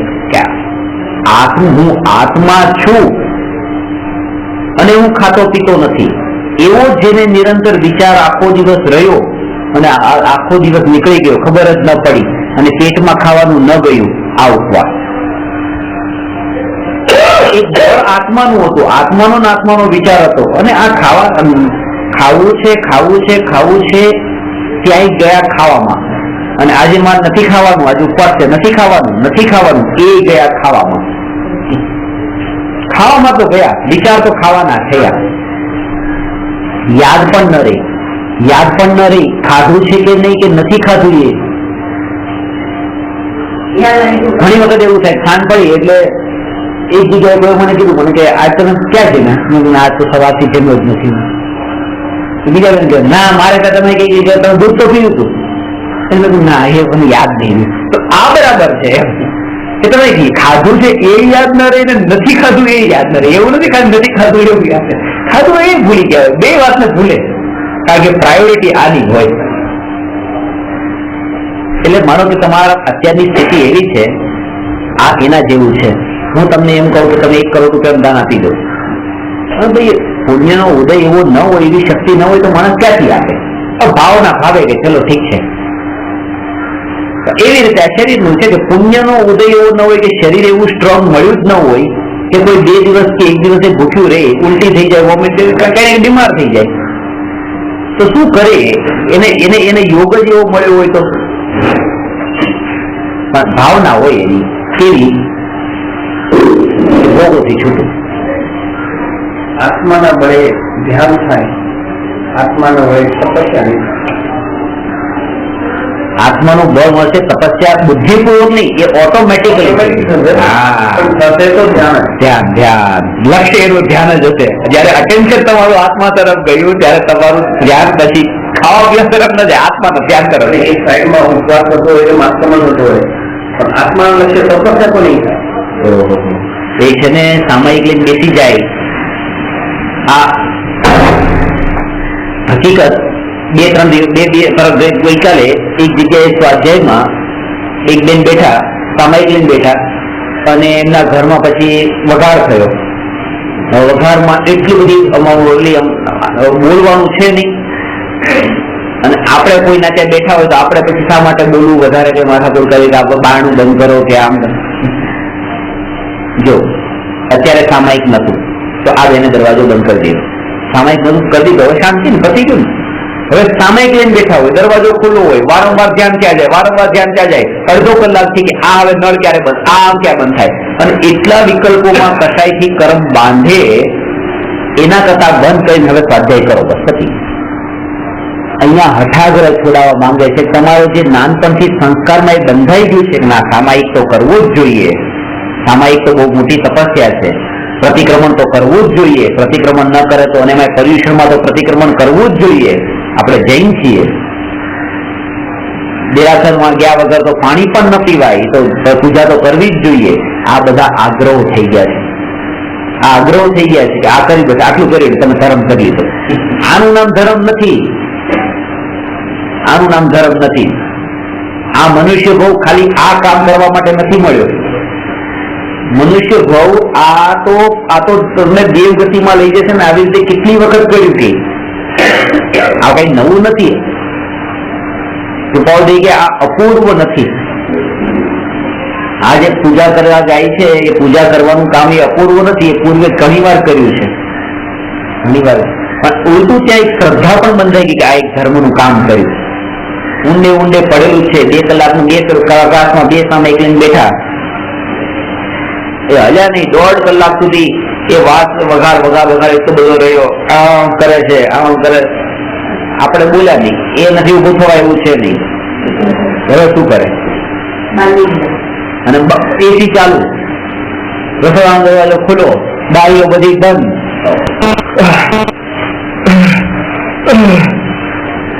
શું કરે? ઉપાય હતો.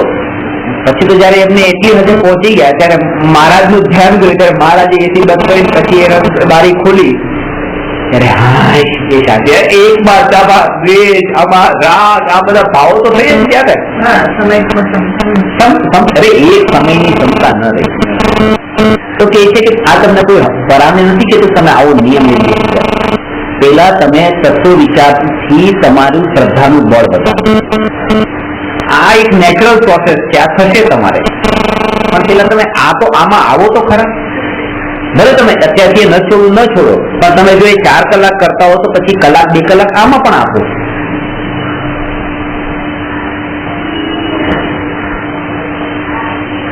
એમ નહીં કે આ બધું જ્ઞાન તો જીવનમાં આચરણમાં ઉતારવા માટે હોય છે અને અમે તો આચરણમાં ઉતારી દીધું, હવે આને તો શું કામ કરવાનું એવું કોઈ કે.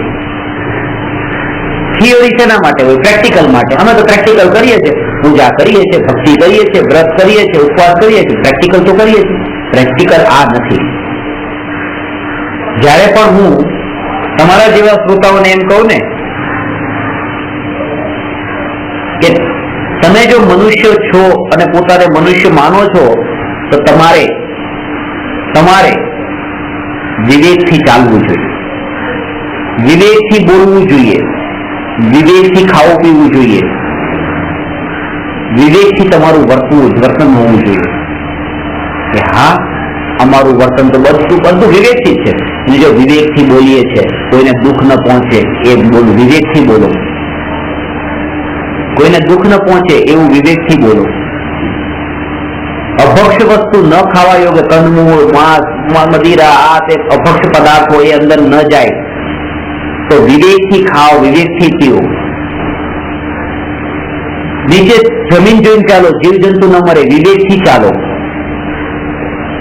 જ્યારે પણ હું આ વિવેક શબ્દ વાપરું ત્યારે એની દ્રષ્ટિ આ જ હોય. બસ અમારે આ બધું બરાબર કરીએ છીએ, વિવેકથી જ કરીએ છીએ બધું. જ્ઞાની કે છે આ કોઈ વિવેક નથી. આ વિવેક નથી. વિવેકથી બોલો એનો અર્થ એ કે જ્યારે આ બોલવાનું કામ ચાલતું હોય ત્યારે મારા આત્માની અંતરમાં એ જાગૃતિ હોય કે આત્મા બોલતો નથી, આ શરીર છે અને હું જાણનાર ભગવાન આત્મા છું. આ વિવેકથી બોલ્યો. જ્યારે ચાલતો હોઉં ત્યારે હું ભગવાન આત્મા જાણનાર છું, હું આને બચાવનાર નથી, હું માત્ર જ્ઞાતા દ્રષ્ટા. આ વિવેકથી ચાલ્યો. જ્યારે ખાતો હોઉં ત્યારે આ શરીરની ક્રિયા થઈ રહી છે, આ શરીર હલે છે, આત્મા તો બસ જાણનાર દેખનાર છે. એ વિવેકથી ખાધું.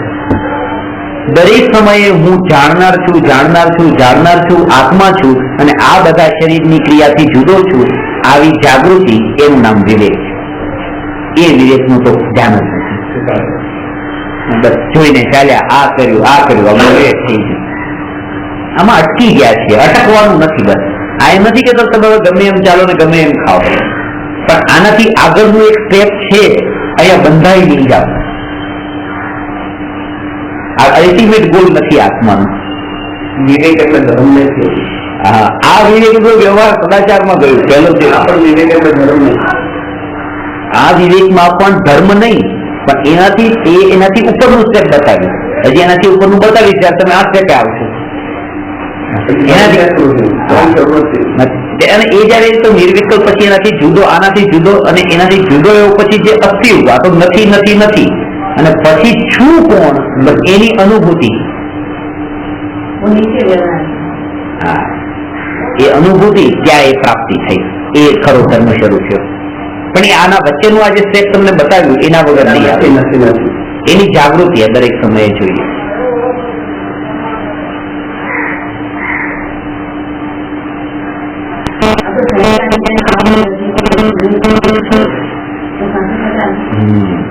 એ છે કે નથી નથી નથી એનાથી જે જ્ઞાન થાય ને અટકતો તો ત્યાંથી બહાર નીકળતો ગયો. હવે એના માટે આ જ્યાં જવાનું છે માર્ગ મોકળો બનતો ગયો. બધા કે આ બધું કરે છે, બધું આત્માને લક્ષ્ય કરીએ. આત્મા શબ્દ સાંભળે, શબ્દ લક્ષ્ય એટલે આત્માનું નામ છે, તો આત્મા શું છે, કેવી રીતે છે, એ બધું ભૂલાઈ જવાય છે. આત્મા આત્મા આત્મા એમ નહીં, એ આત્મામાં શું ભરેલું છે. આત્મા is what, collection of what, તો એ ખબર હોવી જોઈએ. બોલો બસ આત્મા, ગીતામાં આત્મા તો લખ્યું છે, ત્યાં આત્મા છે, અહીંયા આત્મા, બધા આત્મા. આત્માની અંદર ક્યાં એને શું બતાવ્યું? અહીંયા આત્મા, આત્મા શબ્દથી આત્માને લક્ષ્ય નથી થતું. આત્મા શબ્દ જેવો થઈ ગયો છે ને કે ધર્મ બધું કોમન, આત્મા આત્મા. અને ઘણી જગ્યાએ તો આત્મા એટલે આત્મા કા ડર લગતા है, આત્મા નહીં, આત્મા એટલે ડરાવની વસ્તુ, બીક વાળી વસ્તુ. सीआईडी में पेलो आवे फ्रेडी कि आत्मा आत्मा तो बहुत डर लगता है, आत्मा तो बहुत डर लगता है।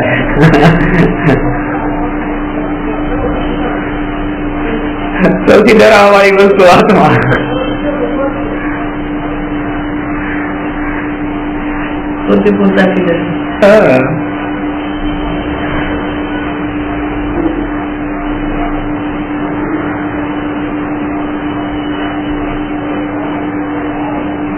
એના માટે હું એક્ઝામ્પલ આપું છું.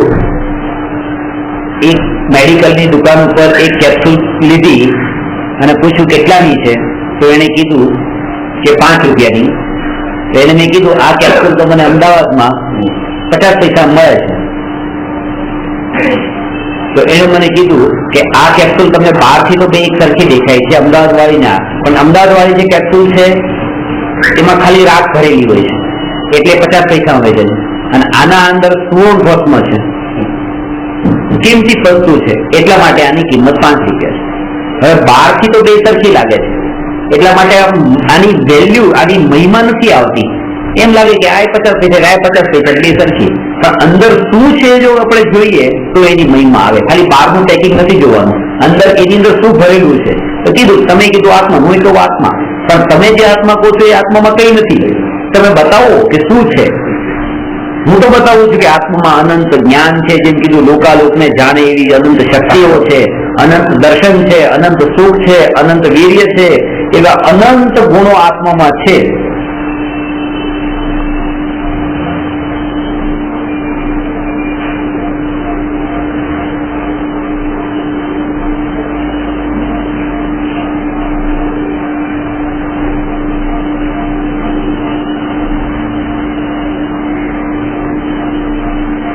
ટોડોલજી કહે છે કે આ આત્માનું સ્વરૂપ જેને સમજાયું, આત્માનો નિર્ણય થયો, અનુભવ થયો, અનુભવ થયા પછી હવે એની પરિણતિ એટલી નિર્મળ થઈ. આ જો ક્યાંથી મુનિ દશાની માટે શું કીધું છે, પેલા તો આત્માની અનુભૂતિ થઈ, પરિણતિ નિર્મળ એટલે કે આત્માની અંદરની સ્થિતિ, પ્યોરિટી વધતી ગઈ, અને હવે શરીરની સ્થિતિ પાછી એવી છે કે હવે 28 મૂળગુણનું નિરતિચાર પાલન કરી શકે એમ છે. ત્યારે એ જીવને મુનિ થવાના, સાધુ થવાના ભાવ આવે છે. ત્યારે દીક્ષા કીધી. પેલા તો આત્મજ્ઞાન, લેવા ક્યાં જાય? ચિંતન કરો, આનું ચિંતન કરો. આ જે છે ને ખાલી આપણે કહીએ કે સામાયિક એટલે 1 કલાક માટે બેઠા એટલે એમાં 48 મિનિટ હવે બેઠા અને એટલા ટાઈમ માટે મારે બસ ક્ષમતામાં રહેવાનું છે.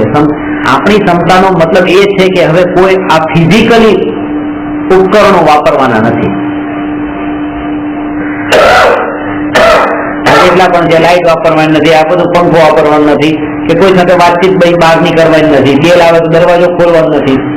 હવે બેલ આવી છે, દરવાજો ખોલતા નથી, પણ બીજા કોઈ ન ખોલ્યો હોય ત્યાં સુધી લાગે હજી કોઈ ખોલ્યો નથી. જો કોણ આવ્યું હોય છે, કોણ આવ્યું હોય છે, કોઈ કામનું હોય તો. અને એટલા માટે એ કીધું છે ને કે મર્યાદા જે અણુવ્રત ને મહાવ્રત છે ને એ આત્મજ્ઞાન થયા પછી લેવાનું કીધું છે. આ વ્રત કેમ ખબર છે? કારણ કે આત્માને પ્રાપ્ત કરવા માટે તમે આજે આખો દિવસ ઉપવાસ રહ્યા, તમારું મન સ્થિર રહેતું નથી, બહુ ભૂખ લાગે છે, વારંવાર ધ્યાન ત્યાં જાય છે, અને આત્માની વાત સાંભળવા માટે ગયા તો ત્યાં પણ આત્માની વાત તમારું ધ્યાન રહ્યું નહીં.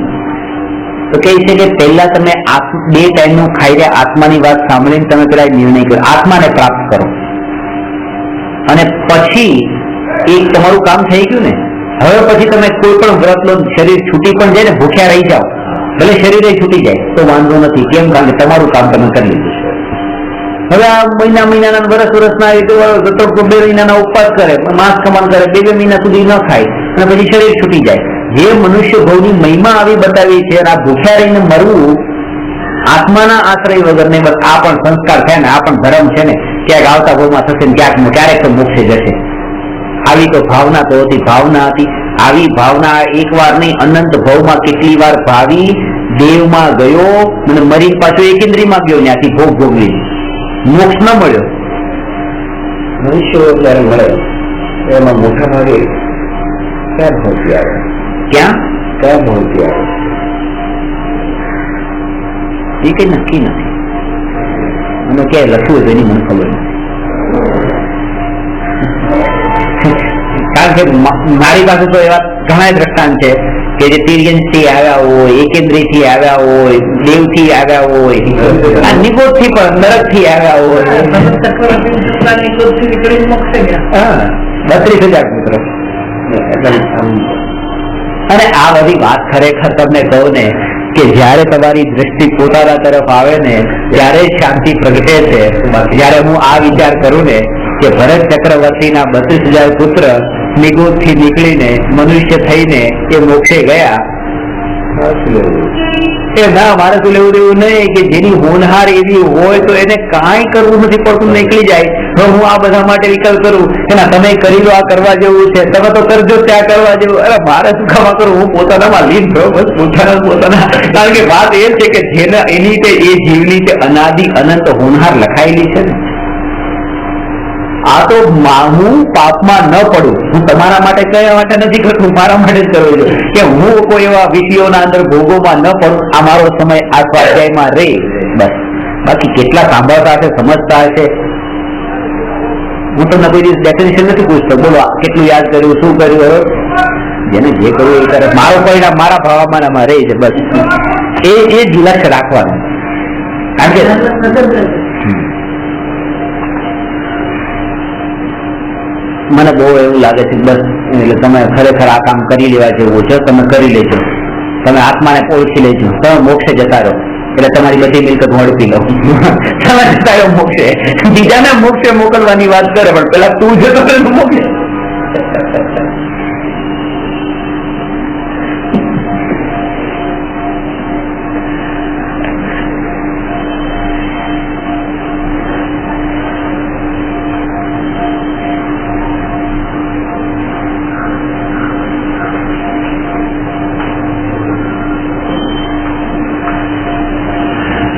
વાત એ છે કે આ વ્રત તપ ઉપવાસ આદિ કરવા વાળા જીવનું દેશ તો થોડો પાકો છે, એટલે કે એટલું અઘરું એના માટે નથી, એને એ બધું કહેવાની જરૂર નથી કે કરુણાના જે ભાવો જોઈએ, જે કૃપાઓ જોઈએ બતાવે ને, કશાયની ઉપશાંતતા, માત્ર મોક્ષ અભિલાષ, ભવે ખેદ, પ્રાણી દયા, આ તો બધું છે. એટલે અમુક તો એના અંદર એના આટલા તો ગુણો છે કે હવે કોઈ જે એવો નથી ને કે મોઢામાં માંસ ખાતા ખાતા એ તે હોય ને પછી એને કેવું કહેતા હોય ઉપદેશ આપતા, એવું તો નથી.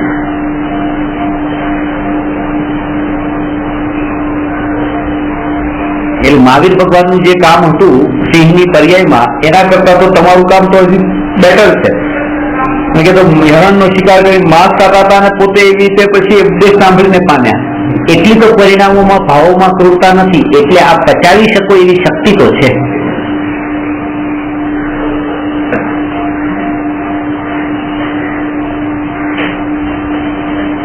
પેલા ધ્યેયનો નિર્ણય કરો. ધ્યેયનો નિર્ણય કરો. ધ્યેયનો નિર્ણય કર્યા વિના સાધના કરે ને ધ્યાન કરે તો એ ધ્યાન સફળ ન થાય, આત્માનું ધ્યાન જ ન થાય.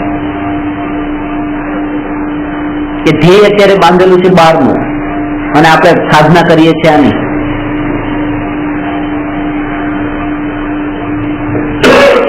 મેં કીધું સમ્યક દર્શનની મહિમા તમને છે, ખરેખર પામવું છે, ખરેખર હવે લાગે છે મહિમા આવે છે કે હા આવે છે આવે છે. તો હું તમને કહું છું કે આધ્યાત્મિક સાધના કેન્દ્રમાં આવી જાઓ અને તમને સમ્યક દર્શન પ્રાપ્ત થશે. પણ એક નિયમ છે, એક શરત છે કે મરણ થાય ત્યાં સુધી તમારા દીકરા દીકરી ભાઈ બેન સગા વાલા કોઈના કોન્ટેક્ટમાં આવવાનું નહીં. બોલો તૈયારી છે? તો કે ના એ નથી. એક વાર મળવા તો હવે આવવું પડે, વર્ષે 6 મહિને આ તે.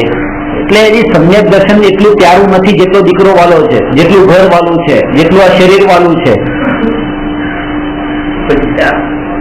પછી ઘટિત કરે કૃપાદેવ પણ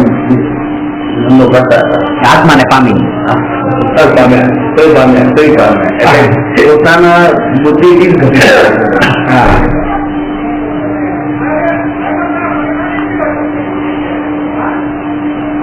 પોતાને જોતું હોય ને એ વસ્તુ લઈ નીકળી ગયા માણસ પોતાના બુદ્ધિથી. એટલે તે મહાપુરુષોનું જીવન અધૂરું નથી દેખવામાં આવતું. એટલા માટે મેં તમને પહેલા પણ કહ્યું હતું, કથાનું યુગ જે છે ને શાસ્ત્રોમાં એને ક્યારે અધૂરો નહીં વાંચતા, નહીં તો બહુ ગડબડ થઈ જશે. દ્રવ્યાનું યુગ તમે આ માનો કે એક ક્વેશ્ચનમાં તમે આવ્યા અને જતા રહ્યા તો ચાલશે, પણ જે દિવસે માનો હું કથાનું યુગ એટલે કે આ બધી હિસ્ટ્રી ઉપર જયારે તમને પ્રવચન આપતો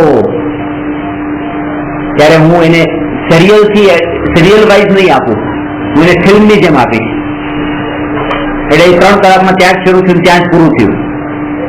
એમ નહીં કે અડધો કલાક આજે ને અડધો કલાક પછી ને અડધો કલાક પછી. કારણ કે એવું બની શકે કે આજે હું તમને વાત કરું કે ભરત ચક્રવર્તી હતા, 6 ખંડના ધણી હતા, 6 ખંડના રાજા, એક ખંડમાં 12,000 દેશ. આવા 6 ખંડના રાજા ભરત ચક્રવર્તી, 96,000 રાણીઓ, અને એમનું સૈન્ય એટલું વિશાળ કે 84 લાખ હાથી, 18 કરોડ ઘોડા, અને ચક્રવર્તીની ખીર વરસે તો તૈયાર થાય એવી કે જે ચક્રવર્તી હજમ કરી શકે. આવો એ ચક્રવર્તીનો વૈભવ હતો. વિશેષ હું આવતી વખતે કહીશ. પછી બીજી વખતે હવે આજે આટલા લોકો સાંભળવા આવ્યા અને જતા રહ્યા. બીજી વખતે એકલા તમે જ આવ્યા હતા, બાકી કોઈ આવ્યા જ નતા. એના પછી મેં કીધું કે આવા ભરત ચક્રવર્તીએ 6 ખંડનું રાજ્ય પણ છોડ્યું, 96,000 રાણી પણ છોડી, આ બધું સૈન્ય પણ છોડ્યું, બધું છોડ્યું. બાકી બધા તો એ સાંભળી ગયા કે ભરત ચક્રવર્તીએ 96,000 ભોગવી છે ને આપણે એકને ભોગવો, બસ આપણે તો એક જ રાણી છે ને. એમણે 6 ખંડનું રાજ્ય ભોગવ્યું હતું તો આપણે નાનકડું 10 બાય 10 નો રૂમ ભોગવીએ છીએ, ભોગવો. તો એ અડધું સાંભળીને ગયા ને, એટલે એની ઊંધી અસર થઈ. એટલે આ કથાનું યોગ ને સિરિયલ વાઇઝ નો સમજાવાય. એને તો ત્યારે જયારે તમે એને આ સંભળાવો છો 96,000 ને ભોગવી, ત્યારે એને એ પણ સંભળાવી દો કે એને છોડી દીધી. એનો આખો વૈભવ જયારે બતાવો છો ત્યારે એ પણ બતાવો કે વૈભવ છોડ્યો પડો હતો, અને ત્યારે પછી પોઝિટિવલી એને બતાવો કે 96,000 ને છોડી ગયા તો હું એકને કેમ ન છોડું. કથાનું યુગ જે છે ને, કથાનું યુગ અધૂરો નહીં. એટલે એવી રીતે કૃપાળુદેવનું, એ કૃપાળુદેવ હતું, બધું હતું, પણ એ આખું પૂરેપૂરું જીવન જોયું, શતાવધાનના પ્રયોગ પણ કર્યા, પછી બધું એ છોડ્યું છે ને પાછું, એ બધું કોઈ નથી જોયું. આવું તો કર્યું હતું, આ વેપાર બધો કર્યો હતો, પણ એ બધું છોડી દીધો હતો પાછો. પછી પણ વેપાર કર્યો હતો, એ વસ્તુ એને યાદ રહી જાય. એટલે અધૂરું યાદ રહી નહીં, પૂરું સાંભળીને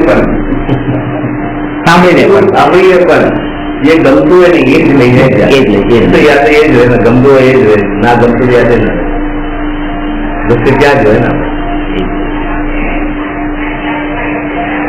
ગમે એટલા પ્રવચન સામે જે ગમતું હોય ને એ જ લઈ જાય.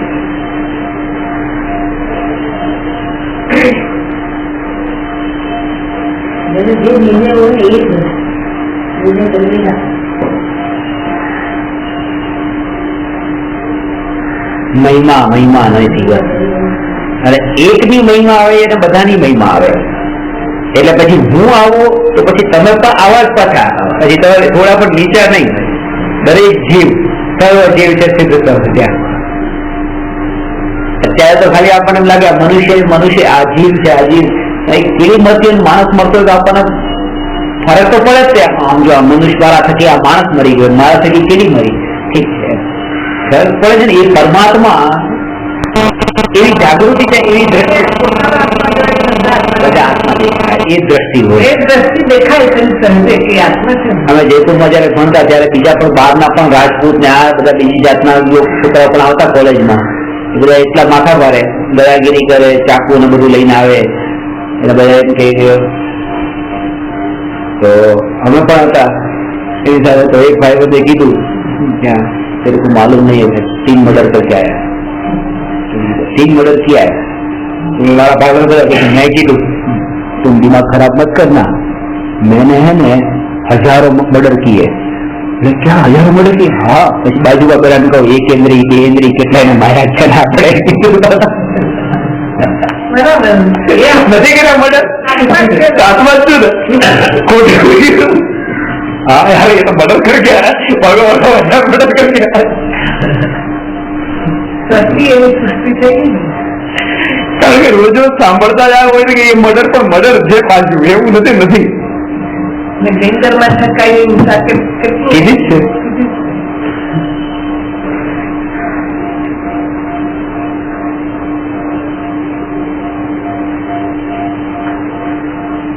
બરાબર આટલું સામે એ તો જસ્ટ વાતો માં કહેતા હતા, પણ અંદરમાં આપણને પ્રતીતિ થવી જોઈએ કે આમ તો બોલવાનું, પણ આ કર્યા છે એવો ભય નથી. જેવું માણસનું મર્ડર કરવાનો ભય છે એવો આનો ભય નથી, કારણ કે ત્યાં સજા નથી. ઇન્સ્ટન્ટ જે પનિશમેન્ટ જે છે ને એની ગવર્મેન્ટ એ એકેન્દ્રીની હિંસામાં ફરક ખરો, પણ એના પરિણામોમાં પણ એને એ જેટલો ફરક છે ને એને માનો કે માણસનું જો બનો 100% થતું પંચેન્દ્રિયનું તો એકેન્દ્રિયનું 20% થાય તો 20% થતું નથી. વાત એ છે કે 5મા ભાગનું થાય તો ખરું ને. આમ મર્ડર કરવાનો મતલબ જે હોય ઇન્ટેન્શનલી અને અનઇન્ટેન્શનલી એટલે ત્યાં બહુ મોટો ફરક કહું ફરક તો છે. હવે 1% ને 100% એ પણ તમે તમારી રીતે બતાવી દીધું છે. આવું થાય છે, ફરક તો છે. અને જયારે આપણે ક્ષમાપના બોલીએ છીએ નિત્ય પ્રતિક્રમણમાં, મેં કોઈ પણ જીવને જાણે અને અજાણે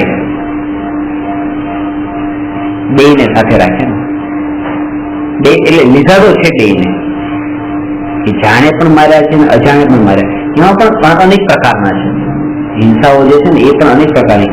એમાં મુખ્ય તો 4 પ્રકારની છે: સંકલ્પથી હિંસા, પછી આરંભથી હિંસા, ઉદ્યોગથી હિંસા, અને છેલ્લે છે વિરોધી હિંસા. આ 4 હિંસા છે. એક મારી જ નાખવા છે એવો ભાવ આ સંકલ્પથી હિંસા. આરંભથી હિંસા, ઘરમાં બધો પરિગ્રહ બધું વસાવી જે હિંસા, પેલા કરતા બીજી હિંસા થોડી ઓછી છે. આરંભ સમારંભ બધું ભેગું કરીએ ને, આરંભ આ બસ એના માટે. હા, જે કઈ પણ ઘર વસાવ્યું ને આમાં પણ જે હિંસા થાય છે એ બધી હિંસા તો છે જ તે. દુકાનમાં પણ, દુકાનદારી કરવામાં પણ, વેપાર ધંધામાં પણ હિંસા છે. પછી ચાલો પરિગ્રહ ઓછો રાખ્યો હોત તો એ ચાલી શકતું, પણ દુકાનદારી તો એટલે એનાથી પણ ઓછું. અને ચોથું છે વિરોધી હિંસા. એ હિંસા જ છે. એ વિરોધી હિંસા એટલે કે કોઈ તમારા પરિવારજનો પર કોઈ સંકટ આવે, કોઈ એવી સ્થિતિ કે જે તમારો વ્યવહાર હોય ને એ ટાઈમે હિંસા થાય, કરવાની કોઈ ઈચ્છા નથી, જે રામે કર્યું, યુદ્ધ કર્યું, એમ વિરોધી હિંસા. એક કેટેગરી છે એમાં ભાવોમાં પરિણામ. આટલું તો શાસ્ત્રમાં બતાવ્યું છે આ રીતે. સૌથી વધારે પાપ સંકલ્પ, સૌથી ઓછું વિરોધી. આ કીધું ને કે કોઈ પરિવારજનો પર કોઈ આપણો વ્યવહાર જ્યાં હોય અને ત્યાં કઈ સ્થિતિ આવે ને આપણે હિંસા કરવી પડે તો પરિવારજન છે, સંઘ છે, ધર્મનું સ્થાન છે, એ બધા આમાં આવે છે.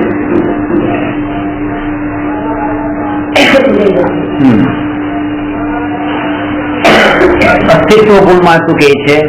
આત્મામાં અસ્તિત્વ ગુણ છે, તેથી આત્મા ભૂતકાળમાં કોઈ પણ ક્ષેત્રે વિદ્યમાન હતો, વર્તમાનમાં વિદ્યમાન છે તથા ભવિષ્યમાં વિદ્યમાન રહેશે એમ સાબિત થાય છે. પોતાના અનંતકાળ સુધીના અસ્તિત્વનો નિર્ણય કરાવવા વાળી આ અસ્તિત્વ ગુણ છે.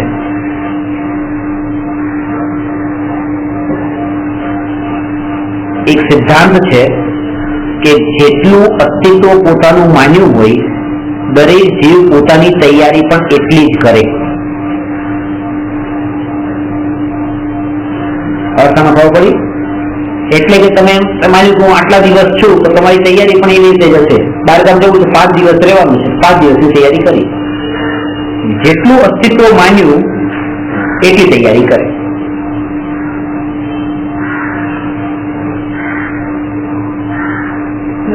જો અત્યારે બાળપણથી યુવાની આવી, જુવાન થયો એટલે મમ્મી પપ્પાએ કીધું બેટા તું લગ્ન કરી લે. કેમ? એ લગ્ન કરી લે કારણ કે આજે તો અમે તારું ધ્યાન રાખવા વાળા છીએ, કાલે અમે નહીં હોય તારું ધ્યાન કોણ રાખશે? ખાવા પીવાનું બનાવીને તને કોણ આપશે? પત્ની હશે તારું ધ્યાન રાખશે. લગ્ન કરાવી દીધા, પરણી ગયો. પણ પરણ્યા પછી એને યાદ આવ્યું કે ગળપણમાં જયારે હું ગરડો થાય ત્યારે પત્ની ગરડી થશે. એવું થોડું છે કે પત્ની મારું ધ્યાન, ગરડા તો બે થવાના છે પણ એ ઠેકાણે અટકાવીને પછી આવે છે, પેલા નથી આવતી. ત્યારે પછી એવું લાગે કે ચલો છોકરા હશે તો અમારા બે નું ધ્યાન રાખશે, તો છોકરા કરે. ત્યાં પાછું છોકરા કર્યા પછી એ વિચાર આવ્યો કે આજકાલના છોકરા તો આપણે જોઈએ છે રાખે ન રાખે, એ પછી વિચાર, બધા વિચાર પછી આવે કે રાખે ન રાખે. એક કામ કરીએ, પોતાનું એક બેંક બેલેન્સ રાખી દઈએ, જેથી કરીને છોકરા પાસે ક્યારે હાથ ન ફેલાવવો પડે.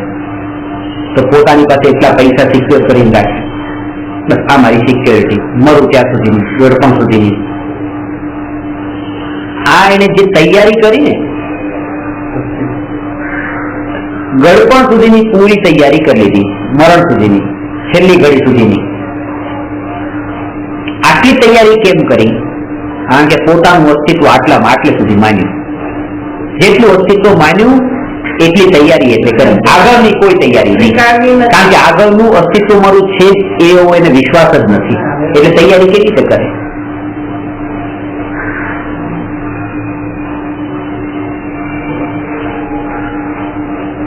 એના માટે હું કહું કે જ્યોતિષની પાસે ગયા અને હાથ બતાવ્યો. ઘણા લોકો જ્યોતિષની પાસે જાય ને એમ કે, અને હાથ બતાવીને એનો પહેલો પ્રશ્ન એ જ હોય, મારું મરણ ક્યારે છે? મરણ ક્યારે છે એનો મતલબ એ ડાયરેક્ટલી ન પૂછ્યું, પણ એમ કે જિંદગી કેટલી લાંબી છે, લાઈફ છે કે આયુષ્ય કેટલું છે? બસ આયુષ્ય કેટલું છે, આયુષ્ય કેટલો છે એનો મતલબ એ કે મરવાનું ક્યારે છે.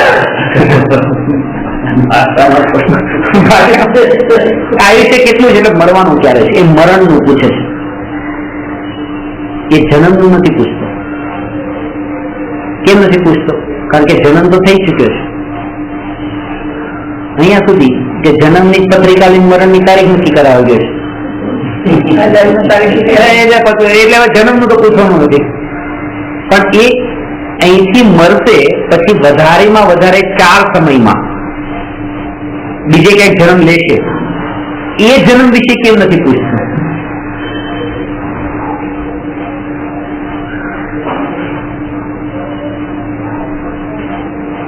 એ અહીંયા કેટલે ક્યારે મરવાનું એટલે સુધીનો પ્રશ્ન, પછીનો જન્મ એનું પૂછવું. કારણ એ મોક્ષનું કેમ નથી પૂછતું? એમ નથી કે પંચમ કાળમાં મોક્ષ નથી થતો એટલે નથી પૂછવું. વાત એ છે કે એને એ મોક્ષનો કે આવતા ભવનો કે એ કોઈ ભરોસો જ નથી કે ત્યાં હું રહેવાનો છું. એને એમ જ છે કે આટલું જ મારું અસ્તિત્વ છે, ને જેટલું અસ્તિત્વ માને એના પ્રશ્ન પણ બધા એટલા જ હોય, એની આગળના પ્રશ્ન ન હોય. અહીંયા અનંત કાળ સુધી હું રહેવાનો છું.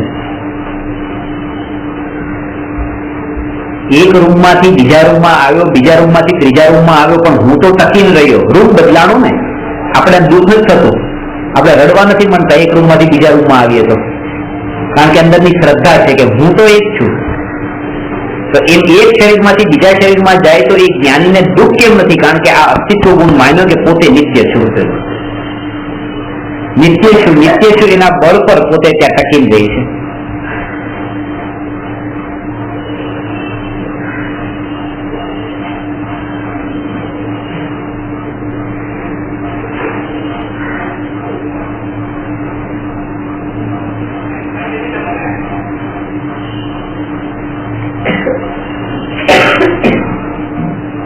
એટલે જેટલું અસ્તિત્વ માન્યું હોય જીવ તૈયારી પણ એટલી જ કરે.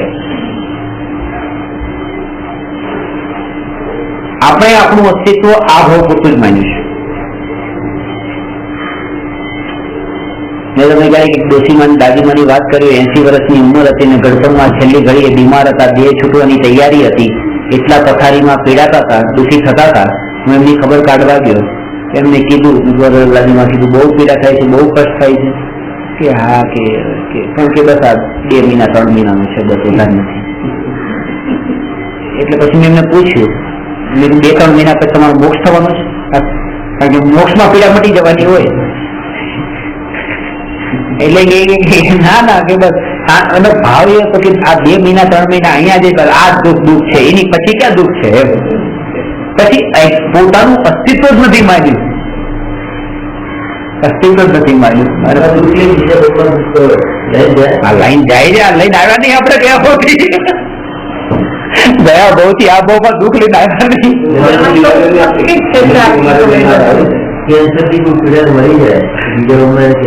અરે કેન્સર ને એ દુઃખ થાય, તમે દુઃખ નો પ્રશ્ન પૂછો તો કેન્સર નો નતો પૂછો, બદલાયો પ્રશ્ન.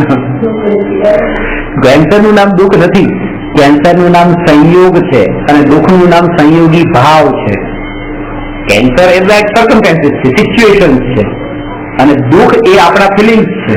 એ ફિલિંગ્સ કેરી ફોરવર્ડ થાય છે, સિચ્યુએશન કોઈ બીજી ઊભી થઈ હોય. પણ શરીર સાથે હોય દુઃખ, શરીર સાથે દુઃખ હોય એમ નહીં કહો, કારણ કે હરિયન ભગવાન શરીર સાથે છે, દુઃખી નથી. એટલે ડેફિનેશન પ્રોપર હોવી જોઈએ. મોહ રાગ દ્વેષ નો ભાવ જ્યાં છે ત્યાં દુઃખ છે. મોહ રાગ દ્વેષ નો ભાવ નથી ત્યાં દુઃખ નથી. દુઃખ એ છે અહીંથી મોહ રાગ દ્વેષ ના ભાવ લઈને જાય છે, એ સત્ય એ ભાવ લઈને જાય છે ને એટલા માટે કે અહીંયા પત્નીમાં એટલું એકત્વ છે, એટલું મમત્વનો ભાવ છે. હવે અહીંથી મરણ થયું, હવે મારું મારું મારું એ મારું છૂટ્યું નહીં, એટલે ત્યાં જે પણ મળ્યું એને મારું કરી દીધું, આ મારું. કારણ કે ક્યાં તો એ ભાવને ઠાલવે ને, ખાલી ક્યાં કરે? કારણ કે અંદરમાં વૃત્તિ પડેલી હોય. એટલે ઘણી વખત તમે જો કે મારાપણાનો જે ભાવ હોય ને, કોઈ છોકરાને બેન ન હોય, કોઈ બેનને ભાઈ ન હોય, તો એ કોઈને બનાવટી બારે અમારો ભાઈ માની લે મારો. આ શું કામ? કારણ કે એ સંસ્કાર હોય તો એ ક્યાં ઠાલવવા? આ મળ્યું નથી તો બનાવટી પણ બનાવીને મારું કરો.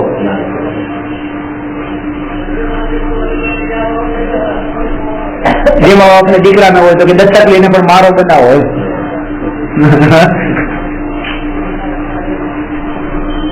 આ મારા પણ વ્યક્ત કરે છે બધા જીવ, એ લઈને આવ્યા છે મારા પણ. એવું પેઢી મારી ચાલુ રહેવી, નવો છોકરો તો બહુ છે, કોઈ લઈને પણ પછી પેઢી ચાલુ રાખે. હજી જયારે એવો પાકે ત્યારે ખબર પડે, અરે રે મારો હોત તો આવો ન હોત, સગો આમ કે સગો હોત તો આવો ન હોત. પણ એને ખબર નથી આ પણ કોઈક નો તો સગો જ છે, મારો તો નથી. સગો હોય આવો સગો. ગોદા આવે પૈસા માટે જ આવે ને, પ્રેમ માટે એને તો એ વખતે ખબર નથી હોતી. અનાથ આશ્રમમાં નાનો હોય, 2 વર્ષ હોય, કે પૈસા માટે આવ્યો છે એના માટે, એ તો જ્યાં લઈ જાય ત્યાં વિયો જાય છે. શું કરે એ તો?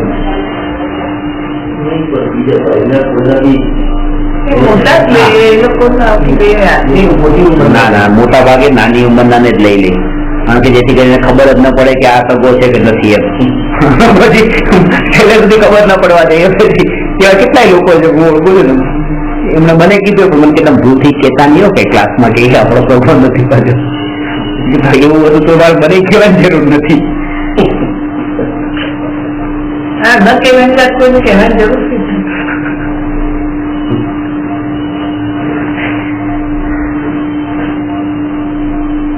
એટલે પહેલી વાત તો ત્રણેય કાળમાં અસ્તિત્વ જેટલું અસ્તિત્વ છે, જેટલું કીધું કે 12 ગામ 5 દિવસ માટે રહેવાનું છે તો 5 દિવસની તૈયારી કરી, 10 દિવસ રહેવાનું છે તો 10 દિવસની તૈયારી કરી, પણ મારે તો અનંત કાળ રહેવાનું છે તો અનંત કાળની તૈયારી અનંતના ફોર્મમાં અનંતના રૂપમાં થવી જોઈએ. એ કેવી રીતે?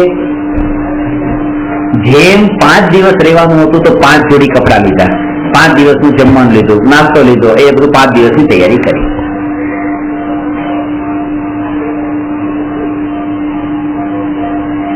તો અનંત કાળ સુધી રહેવાનું તો અનંતમાં તૈયારી હોવી જોઈએ. અને અનંતમાં તૈયારીનો મતલબ એ કે અનંત જ્ઞાન, અનંત દર્શન, અનંત સુખ અને અનંત વીર્ય, અનંત ચતુષ્ટયની પ્રાપ્તિ કરવાનો અર્થ છે અનંત કાળની તૈયારી થઈ ગઈ. આ અનંત કાળની તૈયારી આપણે આમ જે અહીંથી છૂટવા માટે, અહીંથી આ દેહને છોડવા માટે, આમ આવતીકાલે તમારું મરણ છે, હું તમને કહું તો તમે આવતીકાલની મરણની તૈયારી એવી નથી કરતા. મને લાગે કે 2 મહિના પછી ઉમરાળામાં આધ્યાત્મિક સાધના કેન્દ્રમાં કાર્યક્રમ છે તો એની તૈયારી અત્યારથી તમે કરો છો ને. મને કાલે પૂછતા હતા કે આપણે ક્યાં બાંદ્રા જવાનું છે, ક્યાં જવાનું છે, તૈયારી 2 મહિના પછી મેં પૂછજો મારે ભાઈકલા જવાનું છે કે મારે ક્યાં જવાનું છે, કે ડાયરેક્ટ મારે સ્ટેશને પહોંચવાનું, ક્યાં પહોંચવાનું છે, 2 મહિના પછી જવાનું છે. પણ તૈયારી આપણે એલર્ટ તો રહીએ છીએ ને કે અત્યારથી કઈ બધી તૈયારી રાખીએ. હવે આ દેહને છોડીને બીજી યાત્રા માટે, પરલોકની યાત્રા માટે નીકળવાનું છે. કયા પ્લેટફોર્મમાં જવાનું છે?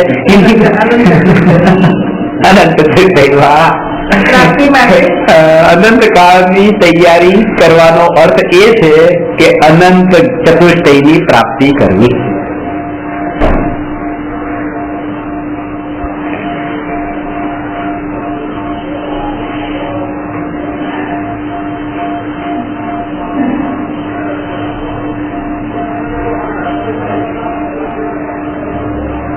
મેઇન છે એને તૈયારી કરવાનો ઉપદેશ નથી આપવાનો, એને ખાલી એટલો જ નિર્ણય કરવાનો છે કે હું રહેવાનો છું.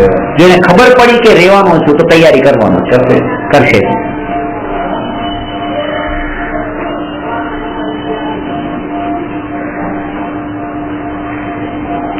આત્માને કોઈએ ઉત્પન્ન કર્યો નથી. આત્માને ઉત્પન્ન નથી કર્યો. આ છોકરાને જન્મ મેં આપ્યો એમ નથી, કારણ કે એ તો ઉત્પન્ન ક્યાં કર્યો છે? એ તો આત્મા હતો જ તે ક્યાં, એ તો એનું ઘર બદલાનું છે. આત્માની રક્ષા કોઈ અન્ય કરી શકતો નથી, ત્યારે આત્માનો ક્યારેય પણ નાશ થતો નથી. આ 3 વાત આવી. આત્મા કેવો છે? બ્રહ્મા ઉત્પન્ન કરવાનું કામ કરે છે, વિષ્ણુ રક્ષા કરવાનું કામ કરે છે અને મહેશ નાશ કરવાનું કામ કરે છે, એવું અન્ય મતમાં માને છે. એટલે કે તમારે બ્રહ્મા, વિષ્ણુ, મહેશની જરૂર છે કે ભાઈ હું આત્મા છું, હું ઉત્પન્ન થતો નથી એટલે મારે બ્રહ્માની જરૂર નથી, હું મારી કોઈ રક્ષા કરી શકતું નથી એટલે મારે વિષ્ણુની જરૂર નથી, અને મારો નાશ પણ થઈ શકતો નથી એટલા માટે મારે મહેશની જરૂર નથી. એટલે એ બધાથી છૂટી જાવ અને અહીંયા આવી જાય. હું આત્મા સ્વતંત્ર, અનાદિ, અનંત, મારાથી ટકી રહેનારો, અનુત્પન્ન, અવિનાશી છું. હું પોતાના બળે ટકેલો છું, કોઈ મને ટકાવી રાખ્યો નથી. એટલે કે એવી બીમારી થઈ કે મટે એમ જ નથી, અને ડોક્ટર પાસે ગયા અને કોઈ સદભાગ્યથી, કિસ્મતથી કે કોઈ એવા ડોક્ટરનો યોગ થયો કે મરતા મરતા બચી ગયા. આ ડોક્ટરે મને બચાવી દીધા.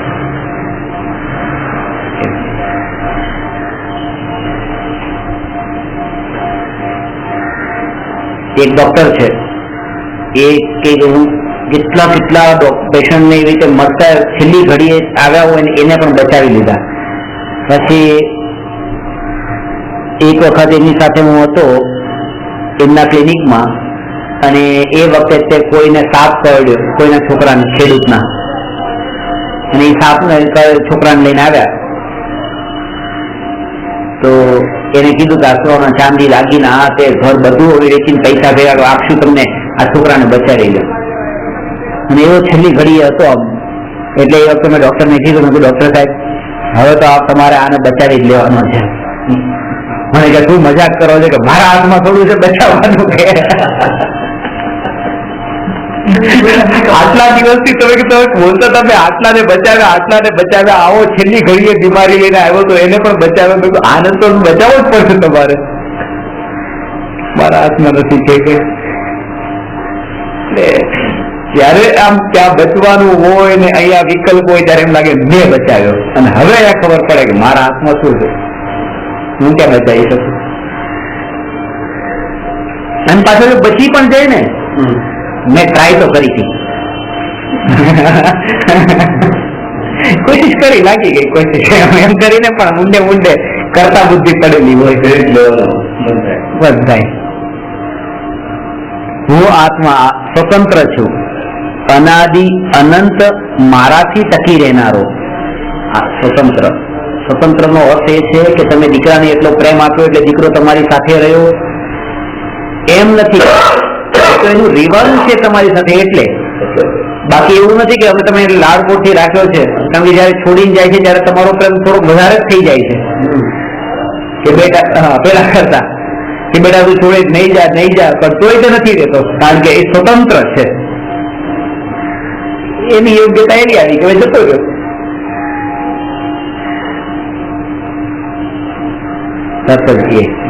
હું સ્વતંત્ર છું, અનાદિ અનંત મારાથી ટકી રહેનારો.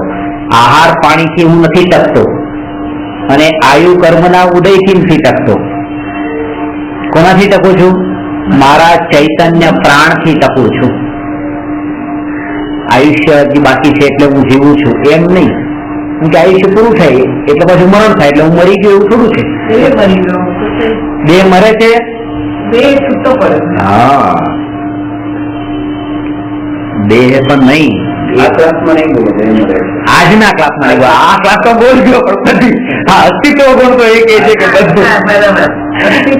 કોઈ મરતું નથી, શરીર નથી મરતું, એ પરમાણુ નિત્ય છે, પૂતગલ છે.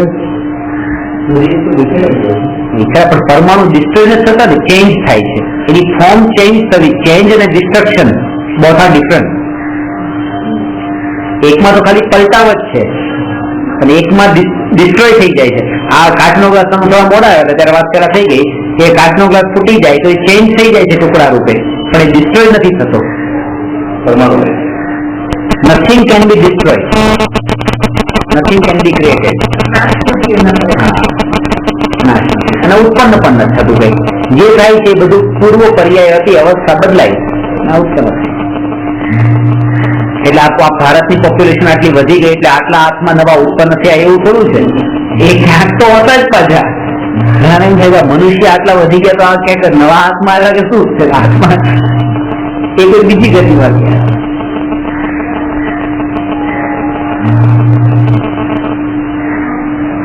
એમ ન લાગે કે આ પંચમ કાળમાં તો આ પુણ્યનો ઉદય નથી ને, આટલા મનુષ્ય વધતા જાય છે. તો આપણે જેને કાળ નીચો કાળ કહીએ છીએ, આ તો ઊંચો કાળ આવ્યો ને. મનુષ્ય જીવન તો મહાન એટલે છે ને, તો આ ઊંચો કાળ. પેલા તો ઓછા જીવોને એવું પુણ્ય હતું, તો વધારે જીવોને પુણ્ય મળ્યું ને. આમ અત્યારે આ તમે વાત જોવું ને, બરાબર છે.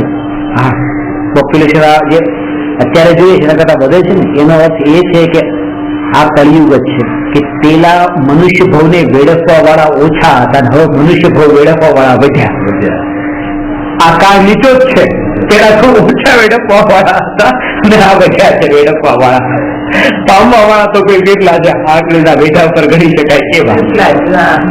આ કાળ નીચો છે, હજી વધવાના છે વેડફવા વાળા.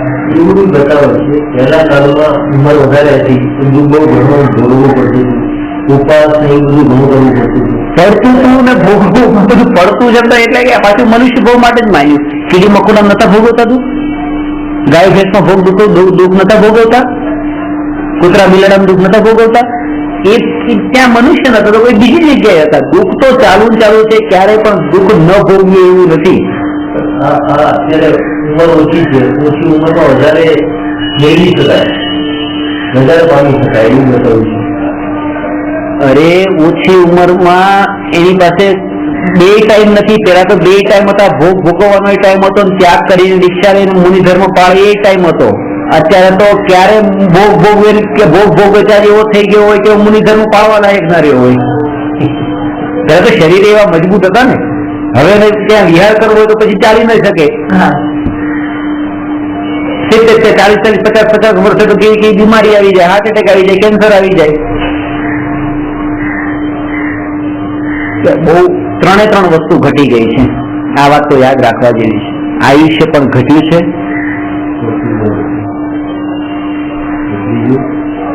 આયુષ્ય પણ ઘટ્યું છે, શરીરના બંધારણ પણ બધું શરીરની સ્થિતિ, શરીરની શક્તિઓ પણ ઘટી ગઈ છે. અને બીજું, જીવનું જ્ઞાન પણ પેલા કરતા ઘટી ગયું છે. બુદ્ધિ જે આપણે એમ કહીએ કે વિકસી નથી, આ ભ્રષ્ટ થઈ ગઈ છે બુદ્ધિ. કે પેલા એટમ પછી મોલેક્યુલ, ઇલેક્ટ્રોન ને ન્યુટ્રોન ને પ્રોટોન ને આ બધું સર્ચ નતું કર્યું, હવે સર્ચ કર્યું તો બુદ્ધિ વધી. આ ભ્રષ્ટ થઈ એટલે કે હજુ આ બધો સંહાર કરવા માટે આ બુદ્ધિ વપરાય છે, તે ભ્રષ્ટ થઈ છે. અને તત્વની રુચિ પણ ઘટી છે. કોઈ વિરલા જીવ આ વાતને સાંભળવા માટે જિજ્ઞાસુ છે. બાકી આ વાત ગમે કોને? હમણાં એમ કહું કે તમે ઉપવાસ કરજો, અને તમે એમ કહો કે તમે આ છે ને એક આંખનું કરજો, પછી એક ઉપવાસ કરજો, એક આંખનું કરજો, એક ઉપવાસ કરજો, પછી એમાં તમે આ કરજો, એમાં આ કરજો, એવું કરવાનું કીધું ને બહુ ગમે. આજે મજા આવી ગઈ, આજે બહુ મજા આવી. નવો ધર્મ બતાવ્યો કે એક ઉપવાસ, પાછું એક આંખનું, પાછો ઉપવાસ, એક આંખનું, પછી એની વચ્ચે પાછું આવું એવું નથી લાગે કે આજો ઉપવાસ વાગે બધી ખબર છે, મને તો એ ખબર નથી એવું હોય.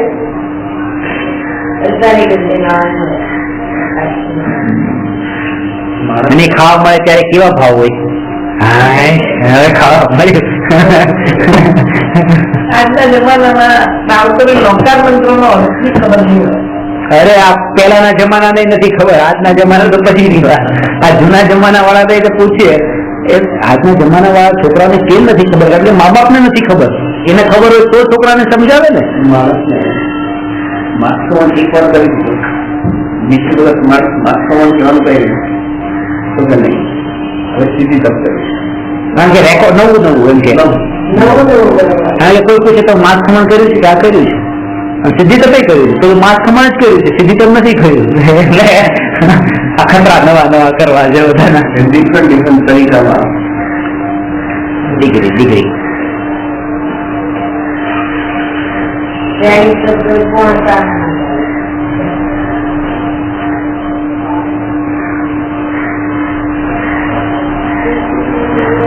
એ બધું ખ્યાલ હોય, આત્મા ક્યારે મળે એ બધું ખ્યાલ ના, કેવી રીતે મળે એ ખ્યાલ ના.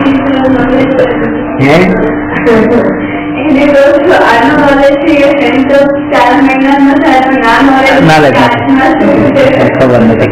આ સબ કોના માટે કરવામાં આવે છે? જે કરનારો આત્મા છે એ કોણ છે આ જાણ્યું નથી. સારા માટે એ કરે છે. આ જીવ માટે કયા જીવ માટે? આત્મા જાણે જ નહીં, જાણવાની શક્તિ નથી. પણ એ જ બધી લોકો માટે વ્યવસ્થા ઠીક છે એમ નહીં.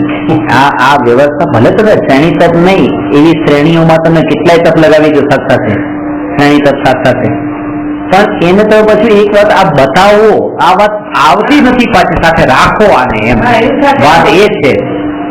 હું એમને એક પણ આજ સુધી મેં તમને ક્યાંય નથી કીધું કે તમે ઉપવાસ બંધ કરી દેજો, એમ નથી કીધું તમે દેવદર્શન બંધ કરી દેજો. ઉપવાસ અમે પણ કરીએ છીએ, દેવદર્શન અમે પણ કરીએ છીએ, અમે નથી કરતા એવું ક્યાં છે? નિયમથી કરીએ છીએ. પણ વાત એ છે કે આમાં અટકો ને એ સિવાય પણ ઘણું કરવાનું છે, જે ખરો ધર્મ એ છે. આ તો બધો હા, એને છોડવાનું કોને કીધું છે? પણ પ્રાયોરિટી ઘટાડીને આને પ્રાયોરિટી આપો. આત્માની વાત એટલે પ્રવચનમાં આવું એટલે નથી લખતું. આ તો સુરેશની વાત કરી છે સર. સુરેશની વાત કરી એટલે બરાબર. ઘણા વખતથી એ લોકો બહુ ધર્મ કરે છે. ધર્મ એટલે આ ઉદ્ધાર તપમાં નિવૃત્તિ અપાવે છે ત્યારે આખો દિવસ એમાં ક્રિયા કરાવે છે. ક્રિયા સાથે નોંધ તો કેટલું ઉદ્ધારનું ફળ સરસ થાય. તપસ્યાની મિનિંગ આખો સમજાય લોકો કે કઈ રહે છે માળાઓ ગણાવે છે 25 તો પહેલા એને આ બતાવો કે ભાઈ તમે કોણ છો. સીધા પેલા એ જ છે ઇન્ટરવ્યુમાં બધું. પછી પેલા તો કેટલું ભણેલા છે તો જોવાય ને, કેટલું ભણેલા છે, એનું આચરણ કેવું છે, આ બધું જોવાય. આ બધું જોવાય. એનું ખાવા પીવાનું, એનું આચરણ, કે કામે રાખવો હોય આ કોણ છે, કેવો છે, રિલિજન કયો છે, આ શું છે, આ બધું જોવાય.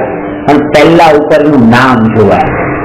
તો પહેલા એને બતાવો કે ભાઈ તમે કોણ છો, અને પછી આ બધી વાત ચાલુ કરો. પેલા બતાવો તમે આત્મા છો, શરીર નથી. અને હવે તમે આ બધી વાત શરૂ કરો. તમારો જન્મ ક્યારે છે કે અનાદિ નથી એ પણ પછી. પેલા તો તમે આત્મા છો, નામ પેલા બતાવો એનું, એની ઓળખાણ કરાવો એને કે ભાઈ તમે કોણ છો. શરૂઆત તો નામથી થશે. હવે નામ પેલા નામ તો વાંચ્યું નહીં અને હેઠળનું બધું વાંચ્યું. કેટલું છતાંય દૈડા કેટલી બતાવે છે, પણ એ છતાંયના જીવો છે શું પણ જીવ છે તો કેવો છે એ બધું બતાવતા હોય તો કેટલું બધું ઉગી ઉઠે. 15 દિવસના, 25 દિવસના, 1.5 મહિનાના ઉપચારમાં આ બધું ભણાવે તો કેટલું એ પ્રજા કેટલી આગળ જ્ઞાની થઈ જાય. ત્યાં તો ટાઈમ હતો 48 દિવસનો ટાઈમ શીખવાનો ટાઈમ ત્યારે બીજું કઈ કામ નતું. રિમૂવ કરતા બધા એવા જગ્યા શોધા છે. અને કેટલી દૈડા પડાવે છે, કેટલી અંધારા પર સુઈ જવાનું બધું કષ્ટો કરાવે છે, પણ શા માટે કરે છે, શું કરે છે એ સમજાવવું હતું. કેટલું આગળ વધે એ લોકો તપસ્યા કેટલી આગળ વધે. કોઈ પરથી અને કોઈ સંયોગથી મારી ઉત્પત્તિ થઈ નથી. સંયોગથી ઉત્પત્તિ કૃપાવદે જે આત્મસંગ સંયોગોથી નહીં ઉપજે જે છે ને, એટલે માતા પિતાના સંયોગથી એ જીવ ઉત્પન્ન થયો એમ નથી. એમ એ તો હતો જ એમ. તથા મારો કદી નાશ નથી એમ સમજવાથી મરણનો ભય ટળી જાય છે. હું આત્મા અનાદિ અનંત અનુત્પન્ન અવિનાશી સ્વયંભૂ સ્વતઃ સિદ્ધ સ્વયં સિદ્ધ સ્વાધીન સ્વનિષ્પન્ન છું.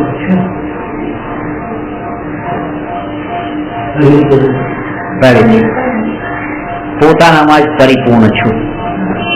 તો ગણપણમાં કોઈની આંસુ લેવાની ઈચ્છા ન થાય. અરે કોઈ પણ સ્થિતિમાં ન થાય. કોઈ પણ સ્થિતિમાં જે ગળપણની રાહ ન જોવે કે ગળપણ આવે પછી આશરો લેવા માટે નહીં જાય. ત્યારે આ તો એક સ્થિતિ એવી આવી ગઈ ત્યારે એને ગળપણ જ ન હોય. પહેલી વાત એને ગળપણ જ ન હોય. આ જયારે સમજાઈ ગયું એને ગળપણ નથી. ગળપણ એને છે જેને શરીર છે. હા, અજર અજર રહિત ગળપણ રહિત એ છે. કઈ શક્તિ ઓછી થઈ મને કે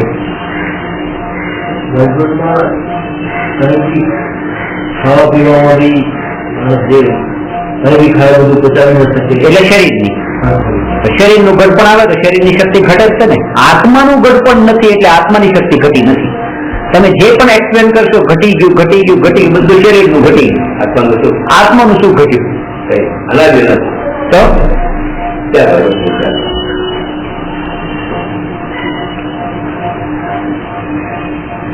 એને પેલા ઓળખાણ કરાવો. બસ જો પહેલું કામ કોઈને એને વ્રત તપ ઉપવાસ બધું બરાબર. પેલા એ બધા તમે આત્મા છો અને તમે તમારા માટે આ કરો છો, પછી બીજા માટે નથી કરતા. આ જે કઈ કરો છો ઉપવાસ વ્રત તમે કોના માટે કરો? પોતાના માટે. બીજા બતાવવા માટે કે પ્રસિદ્ધિ માટે, ખ્યાતિ માટે, લાભ માટે, પુણ્યના ઉદય માટે, સ્વર્ગમાં જવા માટે,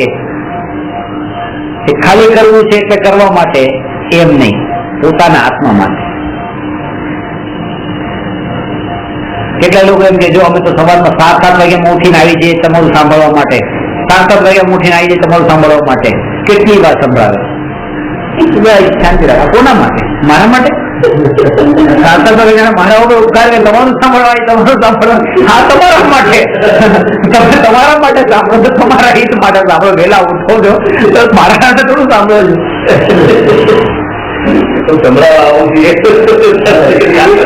જતો નથી કે દૂર દૂર થી આટલા કિલોમીટર કાપીને અઠવાડિયે ગુજરાત to મુંબઈ ના ધક્કા ખાવ છું અને કે 7 વાગે ઉઠીને તમારું સાંભળવા આવી જાય. 4 વખત કીધું. પછી મારે કેવું પડ્યું ભાઈ આત્મા તમારા આત્મા માટે કરો છો. સીધી ભાઈ કીધું તમારા આત્મા માટે કરો છો, મારા માટે નથી કરતા. પ્રક્રિયા નથી આખા દિવસમાં જેમાં લાગતું હોય નહીં કે જેમાં સ્વાર્થ નથી.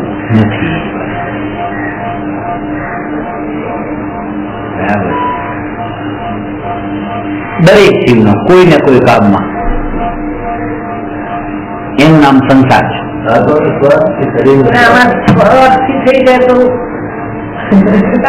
તો ક્રિયા એવી નથી. પૂરો દેહ સંબંધી સ્વાર્થ પાછળ, ચાલો રિયલ સ્વાર્થ નહીં, આત્મા વાળો સ્વાર્થ નહીં.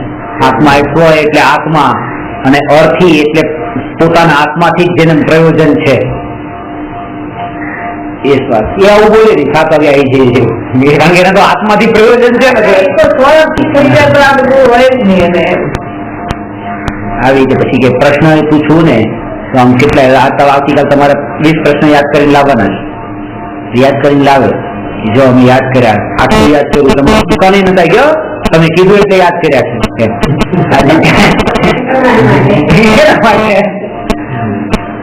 દરેક પોતાના માટે.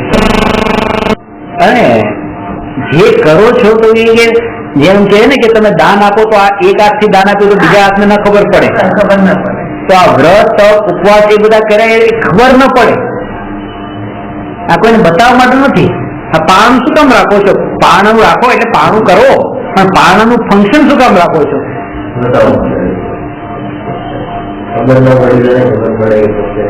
અને પછી આ તમે જેમ કીધું ને એની પાસે તર્ક તો એવા હોય ને કે બીજાને પણ ઇન્સ્પિરેશન મળે. જો આવું આને કર્યું તો અમે કરીએ એમ માટે. આ બધા નાના નાના બાળકો એ માટે જ કરે કે આમાં સંસાર પછી પારણામાં પણ આવી વ્યવસ્થા હોય. 2 ઉપવાસ, 5 ઉપવાસ, 8 ઉપવાસ અધિકારી ઉપર બેઠા. ઊંચી ઊંચી હોય એ ખબર નથી. એવું હોય એટલો તપસ્વી મોટો હોય તો આપણે તો ત્યાં ગાદી જ નહીં હોય મારા જેવાની. તો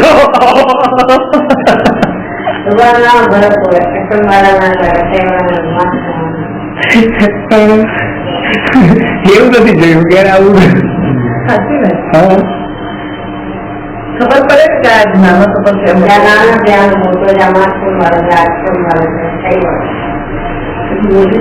માન પણ બોલવું આપ્યું. હા, કવર એટલા મોટા આવે, મોટી તપસ્યામાં કવર મોટા હોય.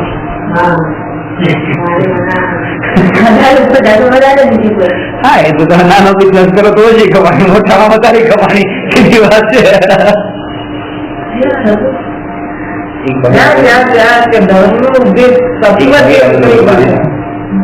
માસની વાત કરતો જયારે બકરાને મારીએ ને એટલે પેલા બકરાને આવી રીતે કાપીએ છીએ, પછી આવી રીતે કરીએ છીએ, પછી એનામાં પાણી નાખીએ છીએ, ધોઈએ છીએ. આ થોડા બધા આમ મિશન એટલે વાત સાંભળતા કમ કાપી જાય હૃદય. કાપી જાય. હવે આ બધી વાતો જયારે આ ઉપર નીચેની વાત આવે ને ત્યારે કર્યું છે આપણે કાપી જાય છે. હવે કાપી જાય. ખરેખર આ આત્મા છે મળ્યો એના માટે આ બધું વ્રત દ્રષ્ટિ ચડી ગઈ, હટી ગઈ. પછી કરવા વાળા ન કરવા વાળા એનાથી મારે કોઈ પ્રયોજન નથી. બસ. અને એ જે આનંદ હશે ને એ આનંદ ચકવા વાળો હશે. આ તો આ આનંદ જે છે ને એ જ્યાં સુધી તપસ્યા કરી રહ્યો એ ઇન્દ્રિય આનંદ રહ્યો, મનથી કલ્પનાથી લીધેલો રહ્યો, પછી છૂટી પણ ગયો. કાલ્પનિક આનંદ છે એ પણ. આ હકીકત છે. આ અસ્તિત્વ ગુણ થયું. બહુ મહત્વનો હતો એટલે આના ઉપર વિશેષ લીધું છે. હવે 5 ગુણ બાકી એ આવતી વખતે આત્મા ઉપર ઘટિત કરશે.